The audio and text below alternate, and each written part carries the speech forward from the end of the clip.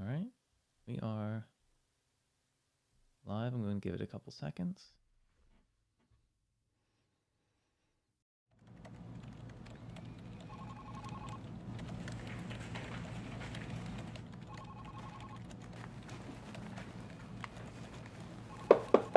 Hey, buddy. What's got you so down? Hey, Court. I'm looking for a gift, but I just don't know what to get my Gettys nerd friends and family. It sounds like we need to have a talk. Come on. You love this place, don't you? You bet I do. It's my favorite place in the world. Well, you see, at Addressing Gettysburg, it's our mission to keep these stories alive. How do we do that? I'm glad you asked, sport. You see, Gettysburg is the gateway to the most brutal and crucial time in American history, so we interview experts, and our listeners learn with us. That sounds amazing. It is! Mike, are you f***ing serious? What? It's for the commercial. What benefits do patrons get? You mean besides up to 4 premium episodes per month and Matt being the bee's knees as host? Huh. How about early access to special episodes, behind-the-scenes insights, and discounts for ticketed events? Whoa! None of the other history channels I follow do that for their listeners. That's because Addressing Gettysburg doesn't take its listeners for granted and really cares about us learning American history. You know, I should gift my Gettys nerd friends and family an Addressing Gettysburg Patreon membership. You see, the answer was right under your nose the entire time. Make Addressing Gettysburg's Patreon a gift for the Gettys nerd in your family this holiday season. Addressing Gettysburg wants you to learn about the Civil War with us, and we need your support. We'll run this ad until it gets annoying, and then we'll run it until you become a patron at patreon.com/addressinggettysburg or by scanning the QR code on your screen. Happy holidays. The hell are we staring at? No idea. Go. From the Gettysburg Museum of History Studios, you're listening to Addressing Gettysburg. Good day, everybody, and happy holidays to you all. This is the third year in a row that we have done this show. It's the classic end-of-year Ask A Gettysburg guide with my friend and yours, the great, the one, the only, Garry Adelman. Hello, Garry. Hey, Matt. How you doing? Good. How are you? I'm well. I'm happy to be here. I've got my water. I've got my decaf. Let's do this. Okay, good. You didn't bring any carrots to crunch, though, right? I regret it. I usually have carrots or nuts with me, and I like to really anger those with headphones. I know. Particularly saliva-y crunching. Right, right. I'm sure all the people with misophonia in the audience are thanking you right now for not doing that. Nice. We are talking today about Civil War myths and Gettysburg interpretation, which is good because I've seen you've done a lot of Civil War myths videos on YouTube. And I was like, oh, he's already done a lot of them. But then I was like, oh, no, ours is and Gettysburg interpretation. So this is a little different than everything that people might have seen on other channels on YouTube as far as myths go, right? Yeah, I think so. And, you know, because Gettysburg is Gettysburg, whatever the Civil War myth, it makes its way here. Yeah. Shiloh myths make their way here. Vicksburg, Chickamauga myths, Lincoln and Davis myths, they all make their way here, whether they're appropriate or not. It's sort of like people see Gettysburg. This is going to really anger Western historians, but like if they're going to go to one Civil War place, this is the place. Sure. So this is where they learn about organization and honor and this and that in a lot of ways. And the myths live here as well. So is that why you think it is that they just take all the myths and put them on this one battle? Or I just think that because this is the number one, more than once a year, what's your favorite battlefield? And for the last several years, it's Gettysburg 53, 58%, and the second is like 11%, Antietam or Shiloh. I mean, there's no close second anywhere. It's just, so because Gettysburg is sort of their place, whatever myth they have, whatever they hold, it's going to show up in Gettysburg social media channels, as you know, as well as on the battlefield. I wonder how many of those people that say this is their favorite say because it's the only one they've ever gone to. I wonder. Yeah. You know, I think it's great if people visit any battlefield. Sure. And people will hold a strong affinity for whatever their first was in many ways, not just in terms of battlefield visits. Yes, you know, that's true. So, you know, this one does sort of, I mean, it has it all. It's ready for tourists. It's got the infrastructure. It's easy to see. And there's stories that they largely already know. Yeah. Do me a favor. Pull the mic a little closer to you. People Oh my saying God, you're a I'm little not low. loud You're enough. Not loud That's enough. the first time. Thank you, y'all. Yeah. Okay, so let's get into one myth I want to let's just get it out of the way because this is a big one. You hear it a lot from people who are we might call them lost causers or people just defending the South, and they always say that there were Black Confederate soldiers. Oh man. Yeah, let's just get that one out of the way. Yeah, I mean, you know, it's interesting that the biggest myth of all, the lost cause myth, probably the most pervasive one at least, is one that we're going to skip over for now. Yeah, but for this now. idea of the Black Confederate, you know, there's a problem there. It would be one thing if we could categorically say, as simple as anything else, there were no Black Confederates, okay? But there's a lot of devil in the details of that. We do know that no Confederate Black soldiers who enlisted actually served. Like, you know, but they were authorized to enlist right at the end of the war. Most of y'all know this. A little too late, too little too late. Right. And then we've got this anecdotal evidence, okay? We've got straight up lost cause evidence showing like, oh, this man's in a Confederate uniform, therefore he was a soldier, therefore he was paid, therefore the war's not about slavery, and things like that.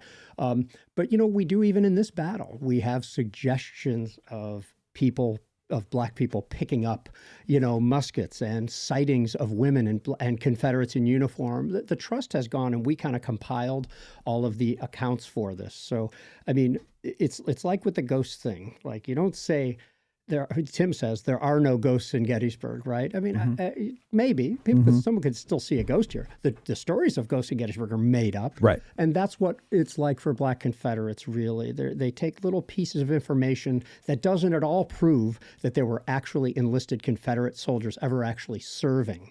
Try to find one on a muster roll. Instead, you get the same internet tropes of people saying, "Here's this piece of information, and that piece of information," and you know, you could look at Kevin Levin's book in which he searched for Black Confederates, yeah. and you know, didn't find any. Now he was not inclined to, but I'm with him on this entirely. Yeah, and I think because I interviewed him a few years ago about that, and I think he said something like a lot of the, I'm going to mess this up, but you'll know. A lot of the ideas that there were Black Confederate soldiers who served were based on pension records, but it's misleading to go off of that. Do you know what I'm talking? Like they were body servants to an officer or something like that, and they got a pension. Is that how that works? Yeah, I mean, if you happen to be a free African American in the South and you're performing labor duty or performing manservant duty and things like that, maybe you have some sort of a claim on a Confederate pension. But these pensions, by the way, didn't come around until like 60 years after the Civil War, so it's not like these things are fully legit anyway. That's when a lot of Confederate soldiers actually came and changed their name and took on their father's name and went a whole life without proving or suggesting any military service until the pensions came around and said, no, I was a Confederate soldier. It's that sort of thing. So first of all, it's an unreliable set of records to start with. And secondly, I mean, it's that gray area. Served is one thing, but I think when people are trying to say that there were, and by the way, people take the one example they've heard of, and all of a sudden it's 100,000. Right. Like 100,000 Black Confederates or 10,000 were with Robert E. Lee at Gettysburg. And people just go nuts with number. If there's one of something, it means it's all the time. Yes. It's the same with women who fought here. Yep. Right? Yeah. We found one. Yeah, well, we have that official records account, right? Like, you know, over near the Bryan farm. You know, I seem to recall. I know from social media that somebody only has to exist to have someone in the comments call that person a twin, a woman, a Black person. Like, people are awful in identifying, you know, what somebody is by just looking at them. In the Civil War, that might have been the case. Whoever said, and we saw a woman laying there. Was it an effeminate man? Was it a woman actually fighting? I mean, we know women fought in the Civil War. That's not a myth. Is it frequent? Is it 10,000? Probably not. We have a handful of examples. 6 Questions Lens says, and by the way, folks, if you want us to read your comment, we notice them when they're colored, like the one that 6 Questions just put in there. It's a super chat. At $10 or more, we're going to read them. So 6 Questions, by the way, is in surgery today. Best of luck, man. Yes. So he said, he's out of surgery. He says, since I'm out of surgery, can Garry talk about the bite the bullet myth? Did they give you one at the hospital to bite, or did they give you something more modern? Yeah. So how about that? Yeah, I mean, the story goes, I mean, people have various reasons for myths to want to pervade. They're good stories. It supports your side, any number of things. And the bite the bullet thing, supports Hollywood, because you look at Gone with the Wind, you look at Dances with Wolves, you look at Glory, and you see people suffering through surgeries, with hacksaws and, a lack of anesthesia, and they're just told to bite on a bullet or something like that. Right. And then here, a relic hunter finds a bullet, and it looks like it has teeth marks in it. Those are usually cattle, by the way, or horses who are trying to graze, and there's a bullet there, and they end up biting. Oh, that's interesting. Is that true? I never heard that before. I've heard this from relic hunters, yeah. And maybe I was even there when one of those was found. Uh-huh. But the thing is, we have records in the Civil War. We know, talk to the folks at the National Museum of Civil War Medicine, that at least 90% and probably 95% of Civil War surgeries were done with some form of anesthesia, usually ether or morphine or something like that. Chloroform. So first of all, we know that it's not common. Plus, there is a real lack of accounts. I think it came about decades later when a few people decided this should be a thing, and then it just caught on because it sounds good, It does. And also in a movie, when you give them a stick or a strap or something to bite down, there's something more dramatic about that. And and the bullet's going to be pliable, at least a Civil War bullet, so it's good. Maybe like you got something to go after, like a night guard that some of you folks might sleep with. I would not recommend using a lead bullet as a night guard. No, but there's probably a couple of issues with that. Quite a few. 717-420-1978 is the number to call. We'll take calls all the way through here if you have any. We'd like to hear your favorite Civil War myths or questions about it. And we've got questions from our patrons that we'll get to at the end of the show there. But first, let's see here. It looks like Kathy Hoffman is on the phone. Kathy, hello, welcome. And what is your question or comment for Garry? I really didn't have a question for him. I just wanted to wish him a happy Hanukkah. Oh, that was very nice. Well, thank you. Go ahead. Okay, you're welcome, Garry. Mr. Keller, maybe you got my other messages. I don't know if you did or not. It's about the coffee you were going to mail me. I didn't get it yet, and I was wondering if you could give me a tracking number that I could keep checking for it. I keep checking on my front porch and that, and it's nothing there. It is. It went in the mail today. Okay, because I didn't know if there was a tracking number because the way things are in the mail and that thing. Okay, well, Thank you very much, Mr. Calorie. All right, well, thank you very much, Ms. Hoffman. And I'm watching your program, and thank you very much. Okay, great. Thank you for calling. Thank you. Okay. Bye-bye. Okay, bye, Garry. Bye, and thanks so much for the kind Hanukkah wishes. We have been lighting the candles every night at home, even though I married a Catholic. We do Christmas and we do Hanukkah. So you have at home. the menorah and the tree? Yeah, we do in separate rooms. That's not a rule or That's anything. right. But they happen to be You don't want the separate. menorah to catch the tree on fire. Of course not. Those are real flames. We're not using any sort of those cheesy 70s Hanukkah lights or anything like that. Remember those? And, I just want to say it's always a pleasure to be here. And part of it is, your patrons, your listeners. It's always fun. So They are a fun group of people. Now, Matt, that person called you Mr. Calorie. How much it's very did you pay her strange. for that? It's very strange. Yeah, it makes me very uncomfortable when there's people do that. different patron level for that. Like, She pays $100 a month. It's the familiarity one. Okay, so where did we leave off there? We touched on did bite the Black bullet. Confederates, bite the bullet, women at Gettysburg, Yeah. fighting in the war. That's all of them, That's right? it, We're ladies done. and gentlemen. Thanks Happy for coming. holidays. Yeah. We'll see you. No, there's a lot more. What Yes, else? There are. Well, I've been assembling a few more, and that is, I guess, the one that drives me the most crazy and will result in a ban from Garry Adelman Civil War page. Oh, really? So I post a lot of pictures. Some people might know this. And then I post the details from those pictures, and then I always post a link from where it comes. Yes. And what I want to say to people is that this myth that deciding whether something is true, or in this case, whether something is AI, is a state of mind. It is not a state of mind. Something is AI or it isn't. You wanting it to be or thinking it's AI because you think you see a sixth finger or because you see something wrong with a tent. Right. Are you actually saying that the Library of Congress 100 years ago put this onto their glass plate using technology that wasn't there just for this moment? Yeah. So or they went back in since AI Yeah. and put it in there. Yeah, and this is part of a larger thing is because if you think something is true, perception is reality, they say. But this idea that in terms of AI and so many other things, that if you think it's true, it therefore is. No, in history, you need a little bit more than that. So this is a myth that is driving me nuts now, that you can just say that's AI. That doesn't make it AI. It's false. No, and I've seen that, Gary, in some of your posts, too. I mean, you're literally giving the Library of Congress photo. It's been in books before, and people... I don't know. It's crazy. Do you think they might be joking? No. Okay. These are people who like also threaten to leave my page and then don't, but I ban them But anyway. you ban them anyway. Like I think hard about who to not ban and things like that. But if you're just trying to disrupt the efficacy of the page and the integrity of the page, when I provide that link, and by the way, this is every day. That this is happening now. But you put enough people together, you're going to have people say things like this. I know. And you know what? I remember all along you've said that you ban people when they just cause a headache, There's a few. Yeah. There's a few things. And I was always like, when you first told me that, I was just starting out and I was like, well, I can't afford to lose anybody, right? So I'll put up with whatever. But I've recently started adopting the Garry Adelman way of managing things because it's just, there's no point in it. Well, and I also strongly think you're going to lose more people by keeping certain people. Sure. By the way, these people are those who think it's a good idea to start another civil war.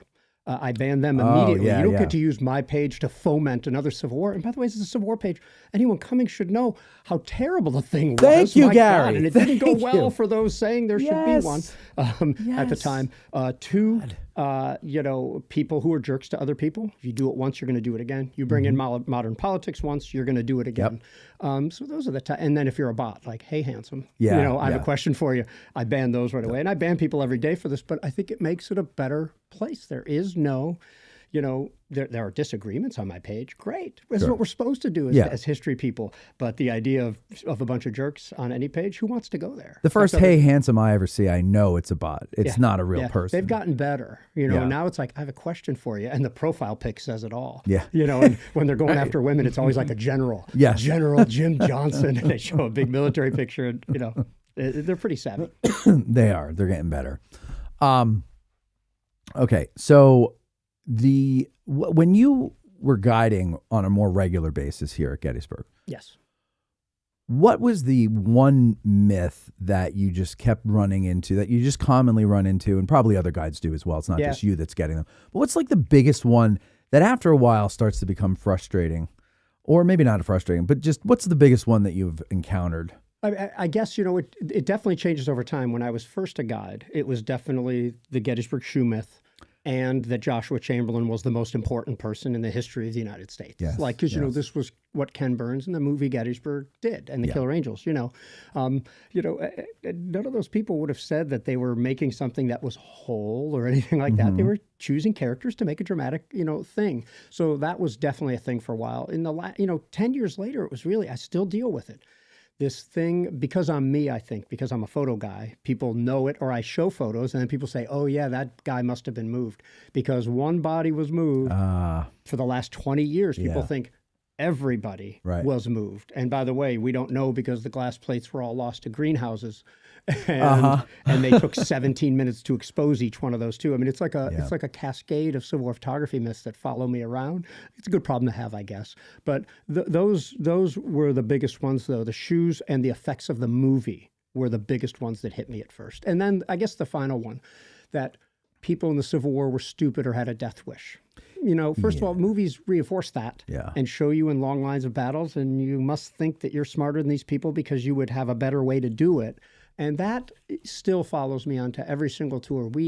Our kids think they're smarter than us. We think we are smarter than our parents. We can't help being that way. And it's even more so when you see a bunch of people in a field standing up and shooting at each other. So I understand this myth at all, but man, it drives me nuts.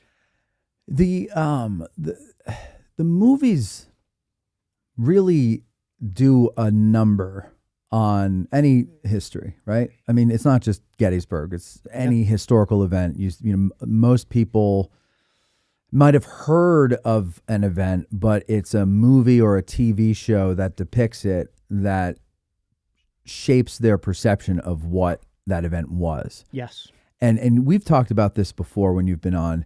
I've heard you say it elsewhere, like the movie's not perfect; it makes mistakes and everything, but it's better than not having anybody interested at all and you having to start from scratch, right? Like it's a good starting point when you and you're right, because my favorite is when you hear someone says to me, if only Longstreet had let Hood go around to the right, and then it's like, well, what would he have found? Like, what would have happened? Yeah. And the movie doesn't tell you all that stuff because the movie can't tell you all that stuff. And it's also from the Confederate perspective, and they had no idea what was behind Little Round Top and what was coming up from Maryland. We know now, right? But they didn't know then. So that's a good starting point, right? It's great. Like, when it comes to Civil War soldiers being stupid or having a death wish, I have a great way to explain that. I have a great way to explain the Civil War photography stuff. Because I'm coming from their manuals and the facts that we know about and what the battlefield is and things like that. That is, and with Longstreet, like you can explain what the issues with that might have been. What a great thing to get to that point. Just to have people ask that question that they want to say, oh, it was a textbook maneuver, or he should have gone around to the right. I mean, these lines that people remember from popular media.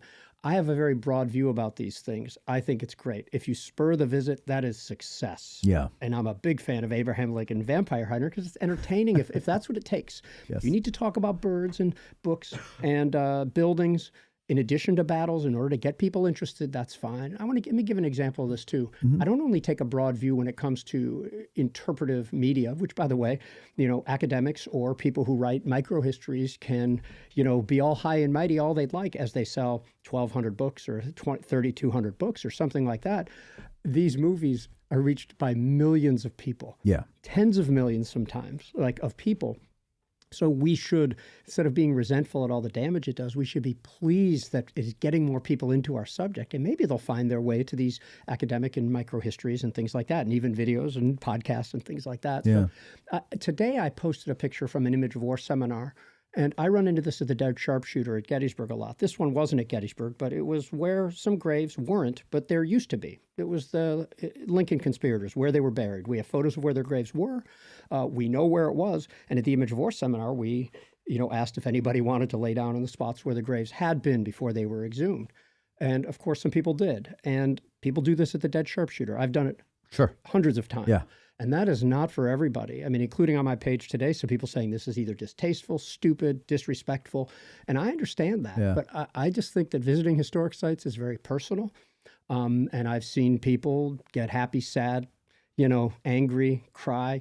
I've seen every range of emotions on battlefields. And I think as long as it's legal and not just patently disrespectful, I think people should engage with the historic sites, the way they want. And if it's not okay, according to some people who are all reverence, you can't have fun on a battlefield, even if veterans did, even if soldiers did during the battle, even if animals have been using the battlefield as the bathroom for hundreds of years. Right. There are people who are all serious. There are people who are, even for my taste, and I'm a pretty irreverent dude, like a little too light about the whole thing and really don't know it. But these things are personal to us. So I tend to take a broad view in almost all ways in interacting with the past.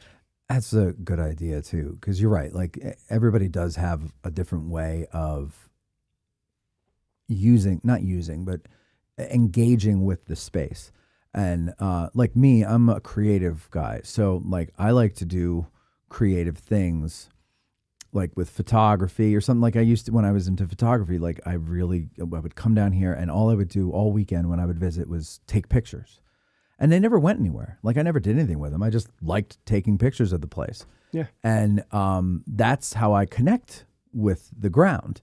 And I think people that are just all reverence, they don't necessarily get that. But I get all reverence. I grew up Catholic, so we were forced to be reverent. but I understand that. But and I think, and we get into this trouble often with the show is employing humor. Somebody got very upset. One of our listeners, Grant from Australia, he's recently discovered how to make AI videos. You've been a victim of it, yeah. And I love the first couple. The first couple. I check out, Grant, if you're listening, I check out your page once in a while to see who you're destroying next. Yeah. It could be that, or there's no such thing as bad press. No, there isn't. And there was only one that I asked him to remove. And I said, people around here can't stand me enough as it is. I don't think I need this out there, please. And it was something completely made up from AI, but whatever. But anyway, he did one, and it was to promote our Patreon. He did one where he took shots of Jeff Daniels as Chamberlain and the 20th Maine from the movie, and had them hold up signs saying, Matt Callery is old, and Little Ground Top gives me the shits, and that's a little rough. Not I know. The product you're trying to sell. I know exactly. I thought it was funny. I shared it on our Facebook page, and the majority of people who commented on it or did a little like or laugh or whatever liked it and thought it was funny. But then there were some people in there, like one guy's like, next time try to be funny. And I was like, it's like, all right, I'll tell the guy who made this. And then another one was like, it's not right to make fun of our history like this.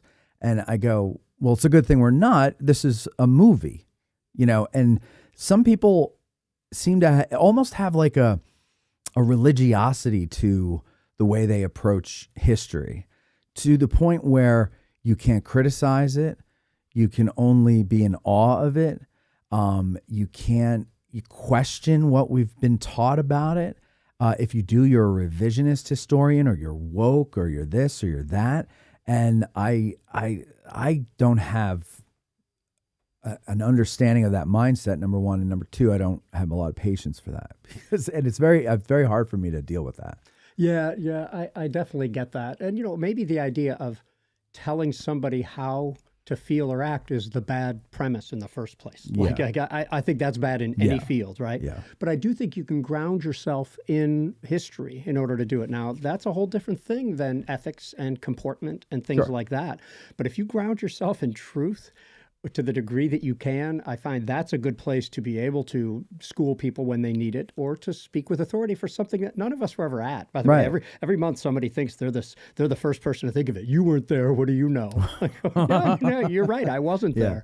And all the people I post in pictures, they're all dead now. Yeah. I get all those things, but I try to stay away from that, from preaching in this respect. But I do try to get people to understand the myths that they espouse on my tours, on my page here, I try to correct those. And there is such thing as truth.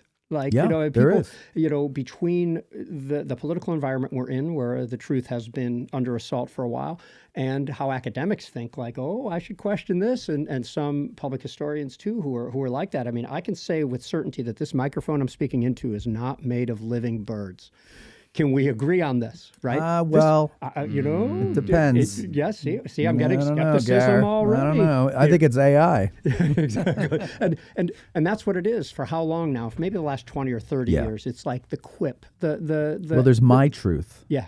There's not the truth. It's my truth. Yeah. And that's like an alternative fact or something like exactly. that. I mean, there's just... But here's the thing, though, that really is sad to me is that with the internet now, right?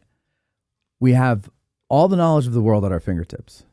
A lot of, misinformation, but the problem is, I guess, we always, I hear people say they don't teach critical thinking anymore, but it also seems like they never really taught it well when they did teach it, if that's true, because there's plenty of people of all ages who can't think critically about something. And maybe that all starts with a desire to, for me, okay, I can only speak for myself.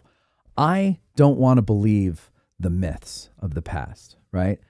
When I'm a little kid, I believed George Washington chopped down a cherry tree and said, Father, I cannot tell a lie and all that stuff. And that's bull. It's bull. It's all made up. Well, why do you have to teach me that in history? Why can't you teach me history? Why do you have to make it up? Well, what about Santa? Don't get me started. Don't get me started. I didn't know I hit a soft spot. the Jew wades into the wrong waters here. Just 2 years ago, I finally found out the truth. I didn't say it wasn't true. I just said, what about Santa? And I guess, what you're talking about sometimes is just like this idea of what about, I'd be like, well, I'm drinking water. Well, what about Pepsi? Yeah. That's not an argument. And this is what we've come to. And maybe the lack of critical thinking, because is it because we're older now and we see the deficiencies of the young? Or is it truly because of our consuming of, as we're on long form content now, consuming of, 10 to 40-second tidbits, and that's where people are getting their news, and this is where people don't have the ability to question. I mean, the comments I get on my page sometimes are so many steps removed from the truth that I can't even try to undo it if I tried, because it's one false assumption based on another, based on another, based on another, and it's just... that person's never going to let you take them on that journey to unravel that and get closer. Oh no, they'd only want to argue because they already know. Right. It's like the harvest of death. Exactly. Oh God. I know where that was taken. Yeah. Where? Oh, you do? Yeah. I'm not going to tell you that. Hey, can I say something about that real quick? About, I don't know, a year ago, somebody sent me a theory. I get more of these theories. I mean, it's both frustrating and very gratifying that people want my approval, because I sort of speak for Fresnito a little bit on the Harvest of Death. For those of you who don't know, this is a series of 5 photos taken at Gettysburg showing Union dead, and we don't know where it is, despite what other people say. That's my opinion. So usually people send me these things. I don't usually have to visit the site, because the site is so bad. I mean, their camera angles aren't right, or it's impossible, or things like that, demonstrably. But those sites I do visit, I usually write back to these people, having told them, by the way, I'm probably going to disagree with your site, and then you're not going to respect my opinion anymore, and that's usually what happens. In this case, this guy wrote me, and I had real trouble. I'll just say that it's south of town. I'm not going to say where, but I had real trouble disproving it. Like saying it's impossible, because this is what I usually do. Yeah, it is. This is impossible, and this is why. And I had real trouble doing it. I had some problems, but I had trouble doing it. That's what I wrote him. I said, it's my opinion this couldn't be it, and this is why. But I told him flat out, I was like, I can't exactly disprove this one. Really? Okay? I want that guy, if you're listening, to contact me, because there's been a development. It's not like I've confirmed the site or anything like that, but someone else provided some information and independently came up with the same site without ever having come here. And I want to explain that later to him. So should you be listening, I'm re-interested, and I visited the site again today. And I've done it 3 times now. So I'm not saying it's it. It probably isn't. But it's intriguing. I haven't been able to disprove it yet. Wow. Like usually there's a tree or a something that lets you, like, this can't be right. Can you, after the show, tell me where it is? Because now I want to go check it out. Maybe not exactly, but I'll be more specific. Give me How about that? Yeah. That's fine. General that's specific. Fine. Yeah. I'll do it by army. Oh, great. Okay, thanks. Well, no, because there's one area on the south end of the field that I thought it might be able to be. But then when I went out there, I was like, no, I don't think that adds up. The field visit is key. And then taking photos at that place and then seeing what it actually shows. Yeah. Like in my case, one of my problems was alleviated on my second visit that I hadn't really noticed on the first. This is how this is. Okay. All right. For the record, I want someone to find it someday. I don't care if it's me. I want to stand there someday and know it. Right. You're not married to the idea that we can never know where it is. You're just like, I haven't been convinced. It's me and ghosts. Like, I'm not saying there is no ghost in Gettysburg. Right. I'm saying I haven't seen one. And until I do, I'm not going to be convinced there is. So it's the same attitude, right? Yeah. Yeah. Okay. Just that. In fact, I think the reverse. I think it's absolutely findable. It's of course. And that's what Fresnito said in his 1975 book. This leaves me completely perplexed, because we have it in 2 directions. We have so many pictures of various places over the years. It should be findable. There's a reason we're not finding it. And Garry, not to prop you up, but I thought you've done a great job over the years discussing that and leaving it open to the fact that you want it to be found, that it can be found. And I know people get angry when you don't agree with their point. But if you point out something that makes it impossible, it's impossible. Yeah, but it's not impossible to them. I mean, that's one of the problems is going, and thanks, by the way, Mike. I would say that going at it where you know you're right is a difficult thing to enter into. Once you know you're right, it's really hard to accept critical, advice on it. No, it is. But I like that you're demonstrating that you'll investigate something and you are seeking the truth of the matter. Just because you don't agree with what somebody says doesn't mean that the truth can never be found or anything like that. Yeah, that's the way you need to be with this stuff. We have a Michael on the phone who wants to talk about photography interpretation, so we might as well talk to him now. Michael, you're on the air. Let's hear it. Yeah, hey Gary, thanks for joining us today. It's good to hear from you. My question is really about. So I've heard you say before that when you have some of the cool things about photography and interpreting photographs is that when you have written accounts of an incident, you could have 100 people. 99 of them say this is what happened, and then one person says, no, I think this is what happened, this is what I saw. And because it's written accounts, you can negate that one person. But with photography, you could have 99 points pointing to, say, the Harvest of Death, saying this is the location, but then you have one thing that throws a wrench in that, and it makes a theory obsolete. So my question is, it seems like you think photographic interpretation in some ways more like rock solid. What are some frustrations or limitations of photographic interpretation that you've experienced over your career? Oh my God. By the way, thanks, Michael, and thanks for summarizing something I've said before really eloquently. I appreciate that. I think that the limitation of coverage is the number one most frustrating thing. If you take the Harvest of Death, if only Gardner and Brady would have recorded 600 more photos each in every direction, we would certainly have those trees in other pictures. So the limitations of a productive day being 20 pictures a day, when now, that's a very productive, you could do 1,000 a day easy. There's often tours I'm on where the group will have taken more photos than were taken in Gettysburg for 50 years. So that's a big frustration of mine. I guess number two is that so many of the, if you take the early post-war stuff even too, it's not like scanned and available. We've become really spoiled by the Library of Congress and to a lesser extent Smithsonian and the National Archives and the U.S. Army War College, because we have all this stuff, but there's so much that's not scanned or scanned in the proper resolution to be able to work on this stuff and really do it. I think that's definitely the most frustrating thing is there are 10,000 documentary photos taken during the Civil War, not the portraits, but the outdoor ones. And that 10,000 might seem like a lot, but if they're spread across, 700 places, and a place like Chattanooga and Point Lookout has hundreds alone, and then you've got Port Hudson with 320. I mean, all of a sudden, there's a lot of places that went unphotographed, and even the most photographed places have frustrating gaps in them. Yeah, more gaps than coverage. Yeah, it is interesting though, with all of the eyes on Gettysburg, all of the visitors to Gettysburg, and the fame of the Harvest of Death photos. I remember I was in a what was it?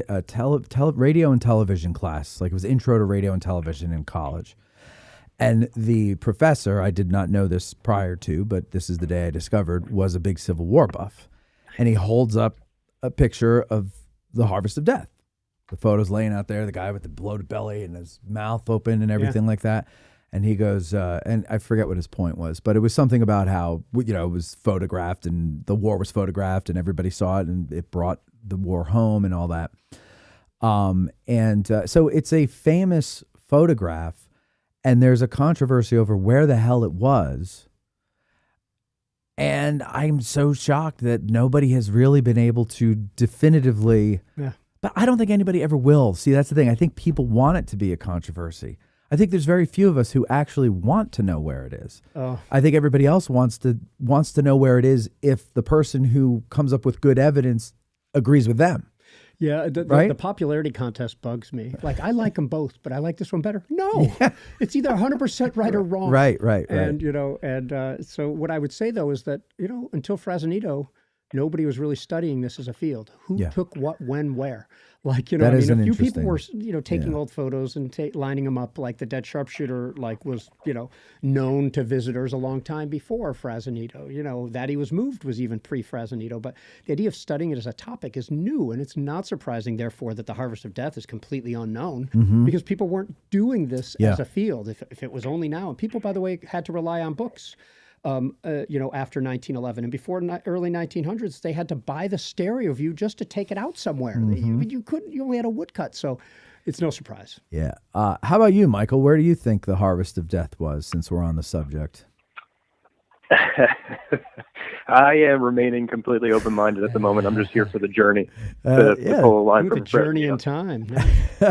Well, do you have an idea, or you just choosing not to? I recently, by chance, went down the rabbit hole of the Gettysburg Daily and John Cummings posts and several other ones that seem to come out of left field. And I'm just more fascinated, but that there seems to be like an unnumbered number of theories that just seem to grow. And like every time I turn around, I stumble upon a new one. And I'm like, that one doesn't even make any sense. Like, I don't know. Or like the one that he took them at, I think it's Antietam, and then he like hid them because him and Brady were having a fallout and he wanted to hold these photos for the, like, I mean, it's the imagination runs wild. Yeah. Yeah, I want to note for the crowd that John Cummings and I get along very well. It was a little testy back then during the Gettysburg Daily days. We get along very well now. And we've talked out a good amount of this. It's pretty interesting that, somebody named John Stewart, came up with a theory very near John's about 15 or 20 years before John, 15 years before John. And then Scott Hartwig came up with one very close to John's as well. And then after John's, another guy has a 3-hour video or something putting it also very close to that area. They're all using the same background to sort of try to make it work. But it's pretty interesting the way that this continues. It is very interesting. Yeah. Who was John's? Who was John Stewart? I couldn't find any information about him. Comedian who had a show on Comedy Central. Still has, damn it. On Oh, that's right, yeah. What was I going to say? I know him only because he's the one in 1999, I now remember, I think, that sent Fresnito hard copy pictures and said, I think this is the place and this is why. And he sent overlays and everything like that. It was very close to the Hartwig site along South Reynolds Avenue. Cummings is a little further into the field there, but that's all I know about him. Maybe he's listening to the show and he'll say who in the world he is. Yeah, maybe he won't. Michael, thank you very much for the call, and thanks for listening. Thank you. Thanks, Michael. Have a good one. Thank you. We have a friend of ours on the air now, a fellow named JD, and he has a question about glass plate negatives. Hit me, man. How you doing, dude? Hey, how's it going? Awesome. 6-7. You all were mentioning the glass plate negatives a little bit earlier, and it kind of kicked up a question in my head. Do we know approximately how many photos were lost because of the glass plate negatives being used in greenhouses, or what battles they may have been depicting? Good. It was on my list to talk about it, JD. So first of all, it depends. Yeah, it depends what you mean, because this is one that drives me crazy too. The root of this is really Ken Burns. That these things have all been lost. Yeah. Did glass plates get used in greenhouses? Yes. Okay. Did the glass plates from Massaponax, Antietam, Richmond, Gettysburg, Washington get used in greenhouses? No. No. We have catalogs from the time. The outdoor documentary photos of the Civil War are largely accounted for, with the exception of the photos in like Gardner's photographic sketchbook of the Civil War and a couple other small collections. They weren't, we have the negatives. We can take the, catalogs, Anthony, Gardner, Brady, other things like that, and you can literally line them up with the Library of Congress numbers. By the way, I've seen the glass plates. I've been with the glass plates. I've been in the cage where they keep them. I've opened the drawer where they've kept, and I've seen them pull them out. Okay, so they exist, witness glass. But the truth of it is that a lot of photographer glass from portraits, like, you'd go and get your prints, and you could also pick up your glass plate negative. A lot of people didn't pick them up, or you had 2 pictures taken, and there was a second. From what we can tell, those are the plates that were used in greenhouses. People, families, portraits, and things like that. But non-famous people, not... Correct. Right. Not that we know of. We know Carol Johnson, the former curator at the Library of Congress, Prints and Photographs, knew of one example of a documentary photo. It wasn't JD like granted Cold Harbor or, or Leon Traveler or something like that. It was a church or a scene, but it was a documentary photo taken during the Civil War. She was able to identify exactly one that was used. So this thing has spun way out of control, just as well as that exposures are 10 or 20 minutes long and that they move bodies everywhere. People kind of state those in 3. They drag the bodies around, therefore this is staged, and the glass plates are gone, so you can't prove it, and the exposures took forever, so it can't be true. And then, what was isn't there something about the amount of post-mortem photos? There's some kind of misunderstanding with post-mortems that I think you've mentioned before, and I can't remember what it is. Is it the bracing? What do they call that? I don't know. Yeah, people think that some people with their eyes closed are dead because there's one of those things behind their head, but it was just a thing to keep their head steady. To keep them still. During the 2 to 4 seconds. That's the average, by the way. 2 to 4 seconds, maybe 2 to 6. There are 15-second exposures in the Civil War, but there's also 1/40th of a second. Anthony's instantaneous views could stop motion. 1/40th of a second is good. Yeah. But you couldn't really do that out in the field. They did it from their studio mostly. But they did have the technology. So between 1/40th of a second and 17 seconds is really the range we're working with, not 6 minutes. And most of them are 3 or 4 seconds. Yeah. I always wondered if that whole, you got to sit there for 6 minutes thing, started as a joke in a movie that people took seriously? Well, as I remember, Louis Daguerre's first, I'm friends with him, so I call him Louis. You know, Louis? yeah, you and Louis. I think his first successful plate was 8 hours.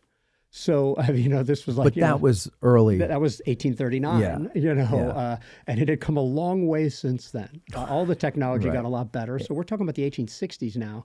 And think about how the iPhone has progressed in 20 years from not being around at all to being what it is. to being what it is, anything else, JD? Yeah, but just one other question. There's a couple of videos that exist kind of in the dark corners of YouTube. That's an old documentary or something like that is with Garry and Tim and Frazanito reenacting or kind of recreating the taking of photos out on the battlefield. Any chance that you guys would ever consider doing something like that again with more modern equipment? Well, that's great, like man. Film equipment. First of all, I think the dark corners of the web you might mean is this site called History Underground. They got all sorts of weird stuff over there, JD. You might want to check out. So what JD is referring to is a thing done under the auspices of Greystone. They used to be a shop in Gettysburg. They were a production and communications company, and they were involved in this Unknown Civil War series. And it was the first documentary I was ever involved in, although not the first to air. It was called Unknown Civil War, Frazanito. And it was sort of like Photographers North, Photographers South, then Fraz, like taking it all forward here. I may have it digitized for you, by the way, JD, should you be interested. Now, what I will say is that was one of the first times we did it, and we sort of like brought a mobile darkroom wagon with Rob Gibson out there and recorded a bunch of things and had reenactors wearing the right stuff. That didn't sit well with some people and maybe the park. So in future times, we went and took... In 1996, actually, for the first time, we went and took flags and put Confederate flags where each chest of each Confederate corpse was, and took Union flags where there was at least one, Union grave over there, and we lined them up sort of that way. Since then, we do have a very popular couple of videos on the Trust channel. That's American Battlefield Trust, battlefields.org, where we, went to the sites and more professionally, sort of went around to each site, and Tim Smith and I talked about it. And talked about each site and literally lined them all up, but we didn't have reenactors laying down. And then most recently, Gettysburg History or the Adams County Historical Society filmed something with me, Tim, and Frazanito. I don't know when that's coming out, but probably before long, where we're talking maybe about more of the background. So, JD, I would say that we have filmed more modern equipment. I also did a thing with war photographer Louis Palu. That's also on the Trust channel. So happy to send you any links, man. That's not for everybody. I'll send JD links, though, because he's super nice to me, and him and I can share a meal. He eats the meats, I eat the veg. Okay. That was everything there, man. Wow. Okay. Well, anything else, JD, now that we know you're... No, I think that's it. But yeah, it's brilliant stuff. Happy holidays, man. Yeah, Merry Christmas, you too. JD. See you later. All right. Bye-bye. JD came to our Christmas party. I noticed you weren't there. No, I wanted to come. Oh, did you? If I'm correct, was it last year or 2 years ago? I forget which ones I've gone to where, but I might run into you at one soon again. We'll see. I don't want to say which. This coming week. Yeah. I'll see you there. I'll probably see you there. And I can't remember where else I've seen you, but... we bump into each other often. Yeah, but I thought I went to one of your parties, but God forbid I'm confusing you with the Battle of Gettysburg podcast. I think you're thinking of them. O'Rourke. No, above O'Rourke's. That was, we were both at that one. Okay, yeah. But whose was it? Was it theirs? That was theirs. Oh, man. Yeah. I guess I haven't come, but I would come. You I have like not. you guys. It's not just a game. I like you guys. No, we like you too. We like you too. JD and Eric Dorr showed up, and everybody was starstruck. If you had been there, forget it. It would have been over. How about medical myths? Yeah, well, so we talked about the big one. I would say that, the bite the bullet. The thing of anesthesia is not only anesthesia, but the idea that they were just using saws to start with.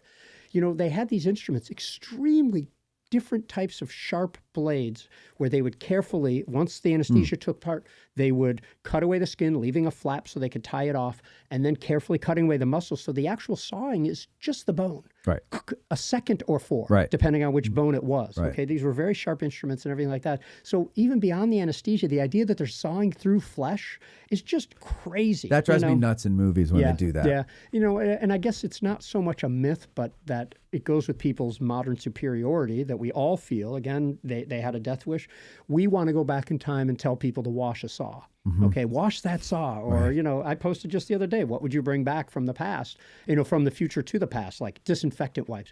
If only you could get doctors to use them. I could imagine the conversation. I'm from the future. Wash that saw. Why? Oh, well, good. I'm glad you asked. Guess what? There's little tiny invisible things that live on you, and some are good and some are bad. If the bad ones get in the wrong spot, oh man, bad stuff's going to happen. Trust me, it's called an infection. And they understood the idea of infection then, but they didn't know why. So even the idea that we could somehow fix this is a massive myth. That if only we were around, we have a better way to run a government, a better way to treat medical, a better way to fight a war. Oh man, we're just perfect today. Yeah, we are. Oh, we're so great. Yeah. How about so let's go back real quick though to the greenhouses. Okay. So you say yes, they did use them for greenhouses. Yes.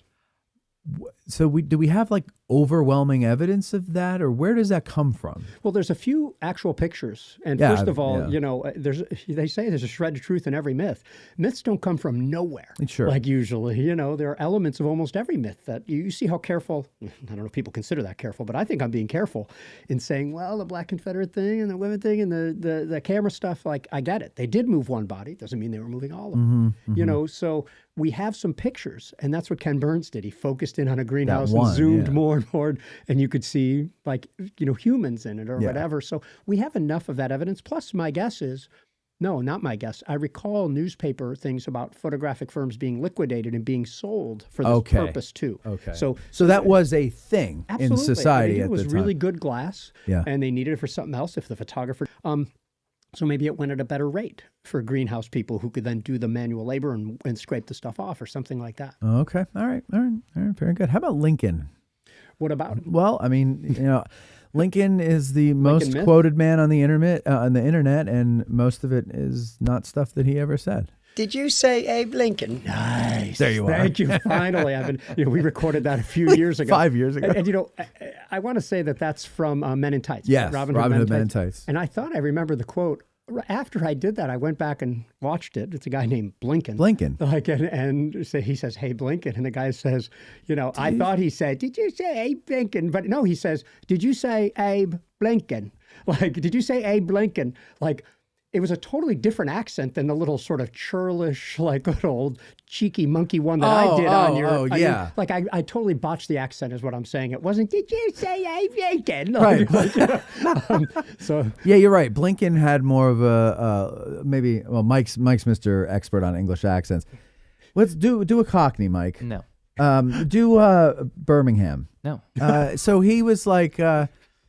Did you say Abe Lincoln? Did you say like an old washerwoman? Did you say Abe Lincoln? Yeah. As opposed to, man, I said, "Hey, Blinken." Yeah, exactly. I love it. I guess the Lincoln stuff, nowadays politically, Lincoln is charged. All of a sudden, by the way, there's always been people who are not fans of Lincoln, especially in the South, but they usually reserve their ire for Sherman and stuff like that. But in the last 15 or 20 years, man, people get really worked up about Lincoln, and some of those same people want to claim his ideals, which is very interesting to me, because there's a new thing about people deliberately misunderstanding that the Republicans were the liberals and the Democrats were the conservatives, and they pick and choose. You can't have both. You can't have the party name and the approach with one without the other during the Civil War. Right. So I would say that's the biggest Lincoln thing that comes around. The most fun I have with Lincoln is that anyone with a top hat is Abraham Lincoln on eBay. Oh my God, that's him. And in life or in death, people know that they have a gold mine if Lincoln's in a photo that they own. And people are just nuts. I've seen people literally point out Lincolns in 1870s photos. And they're certain of it on eBay. And I've seen people point out two Lincolns in the same photo. How is this possible? I do it as a joke. Some people seem to believe that there can actually be two Lincolns in the same photograph. You're kidding me. No, but people do study history and lose their minds. They really do. These are the same people who ask, why battles are fought in national parks. I mean, we all do. You've done stupid things out of town before too. So I want to give these people a break. Please. Right? I just said this the other day when I was driving around and doing a video. I was like, we're all tourists at one point or another. We all do stupid things. Yes. I've done stupid things somewhere else. I don't remember any of them. But I'm sure just the odds are I did something Sounds stupid. like the 90s or the early 2000s. Yeah, I was too young to remember. But so when we tease people around here, it's just Yeah. It's just because you're coming into our turf, but then we go into yours and we're the fools. Well, yeah, and I'd like to think that I don't make fun of somebody in a way behind their back that I wouldn't say to them. I try to conduct myself that way. Yeah, I mean, I wouldn't say it. I wouldn't write it in a comment or in a post or say it on the show if I didn't mean it tongue in cheek and it's kind of like, hey, we're all fools, Yeah. You know what I mean? Like, whatever it is, not just the tourists, but but some people they don't know how to do that. They don't know how to read it. Or, yes. Well, it's my daily existence. All right, go ahead. So you have a list here. So why don't you give me some of your? No, I think we went through most of my list. Let's see. I've got two Gettysburg ones that may have made it into signage at one point that I would consider myths, Gary, if you wanted to. All right, man, I'll be happy What to. about, I wrote down Spangler Spring about being a kumbaya, let's get around the spring and drink water together, and the Barlow-Gordon issue. Okay, are you wanting me to talk about these, or do you have a particular question? No, I was just saying, those two things, where do they come from? Where do those myths arise from? Because I think they both were on signage at the Park Service at one point. I mean, Barlow-Gordon comes from Gordon, as far as I know. I don't even know. I know hardcore Georgians who love Gordon, who even are like, well, you got to take what that guy says with a grain of salt. He's just a storyteller, and who is like that? Maybe Admiral Porter becomes like that. You become more of as much a novelist in your post-war career than you do about talking about the facts. And we all know people like this. Some people will tell a consistent story over time, and other people tell the fish story that keeps growing. So I mean, the idea of Barlow-Gordon shreds of truth in that myth too. But the way it goes is, are you the man that I killed at Gettysburg? And am I the man who, are you the man who killed me? Whatever. I mean, but there's shreds of this. Barlow was wounded. Gordon was in the area. Barlow's wife came, Arabella, and everything like that. So you got enough truth to it. It's just the flamboyance that is the extra, and then it becomes a thing. And until there's somebody there doing the work, disproving things like this, that Walter Washington Williams, if I have his name, was not the last surviving Civil War soldier, which was believed for some time. And people did the work, namely Bill Marvel, who has found the top 8 latest liars of the Civil War, the ones who changed their age for pensions and things like that, was very interesting. On Spangler Spring, there's more than shreds of truth in Spangler Spring. Both sides did use the spring. Both sides used it at least 3 times.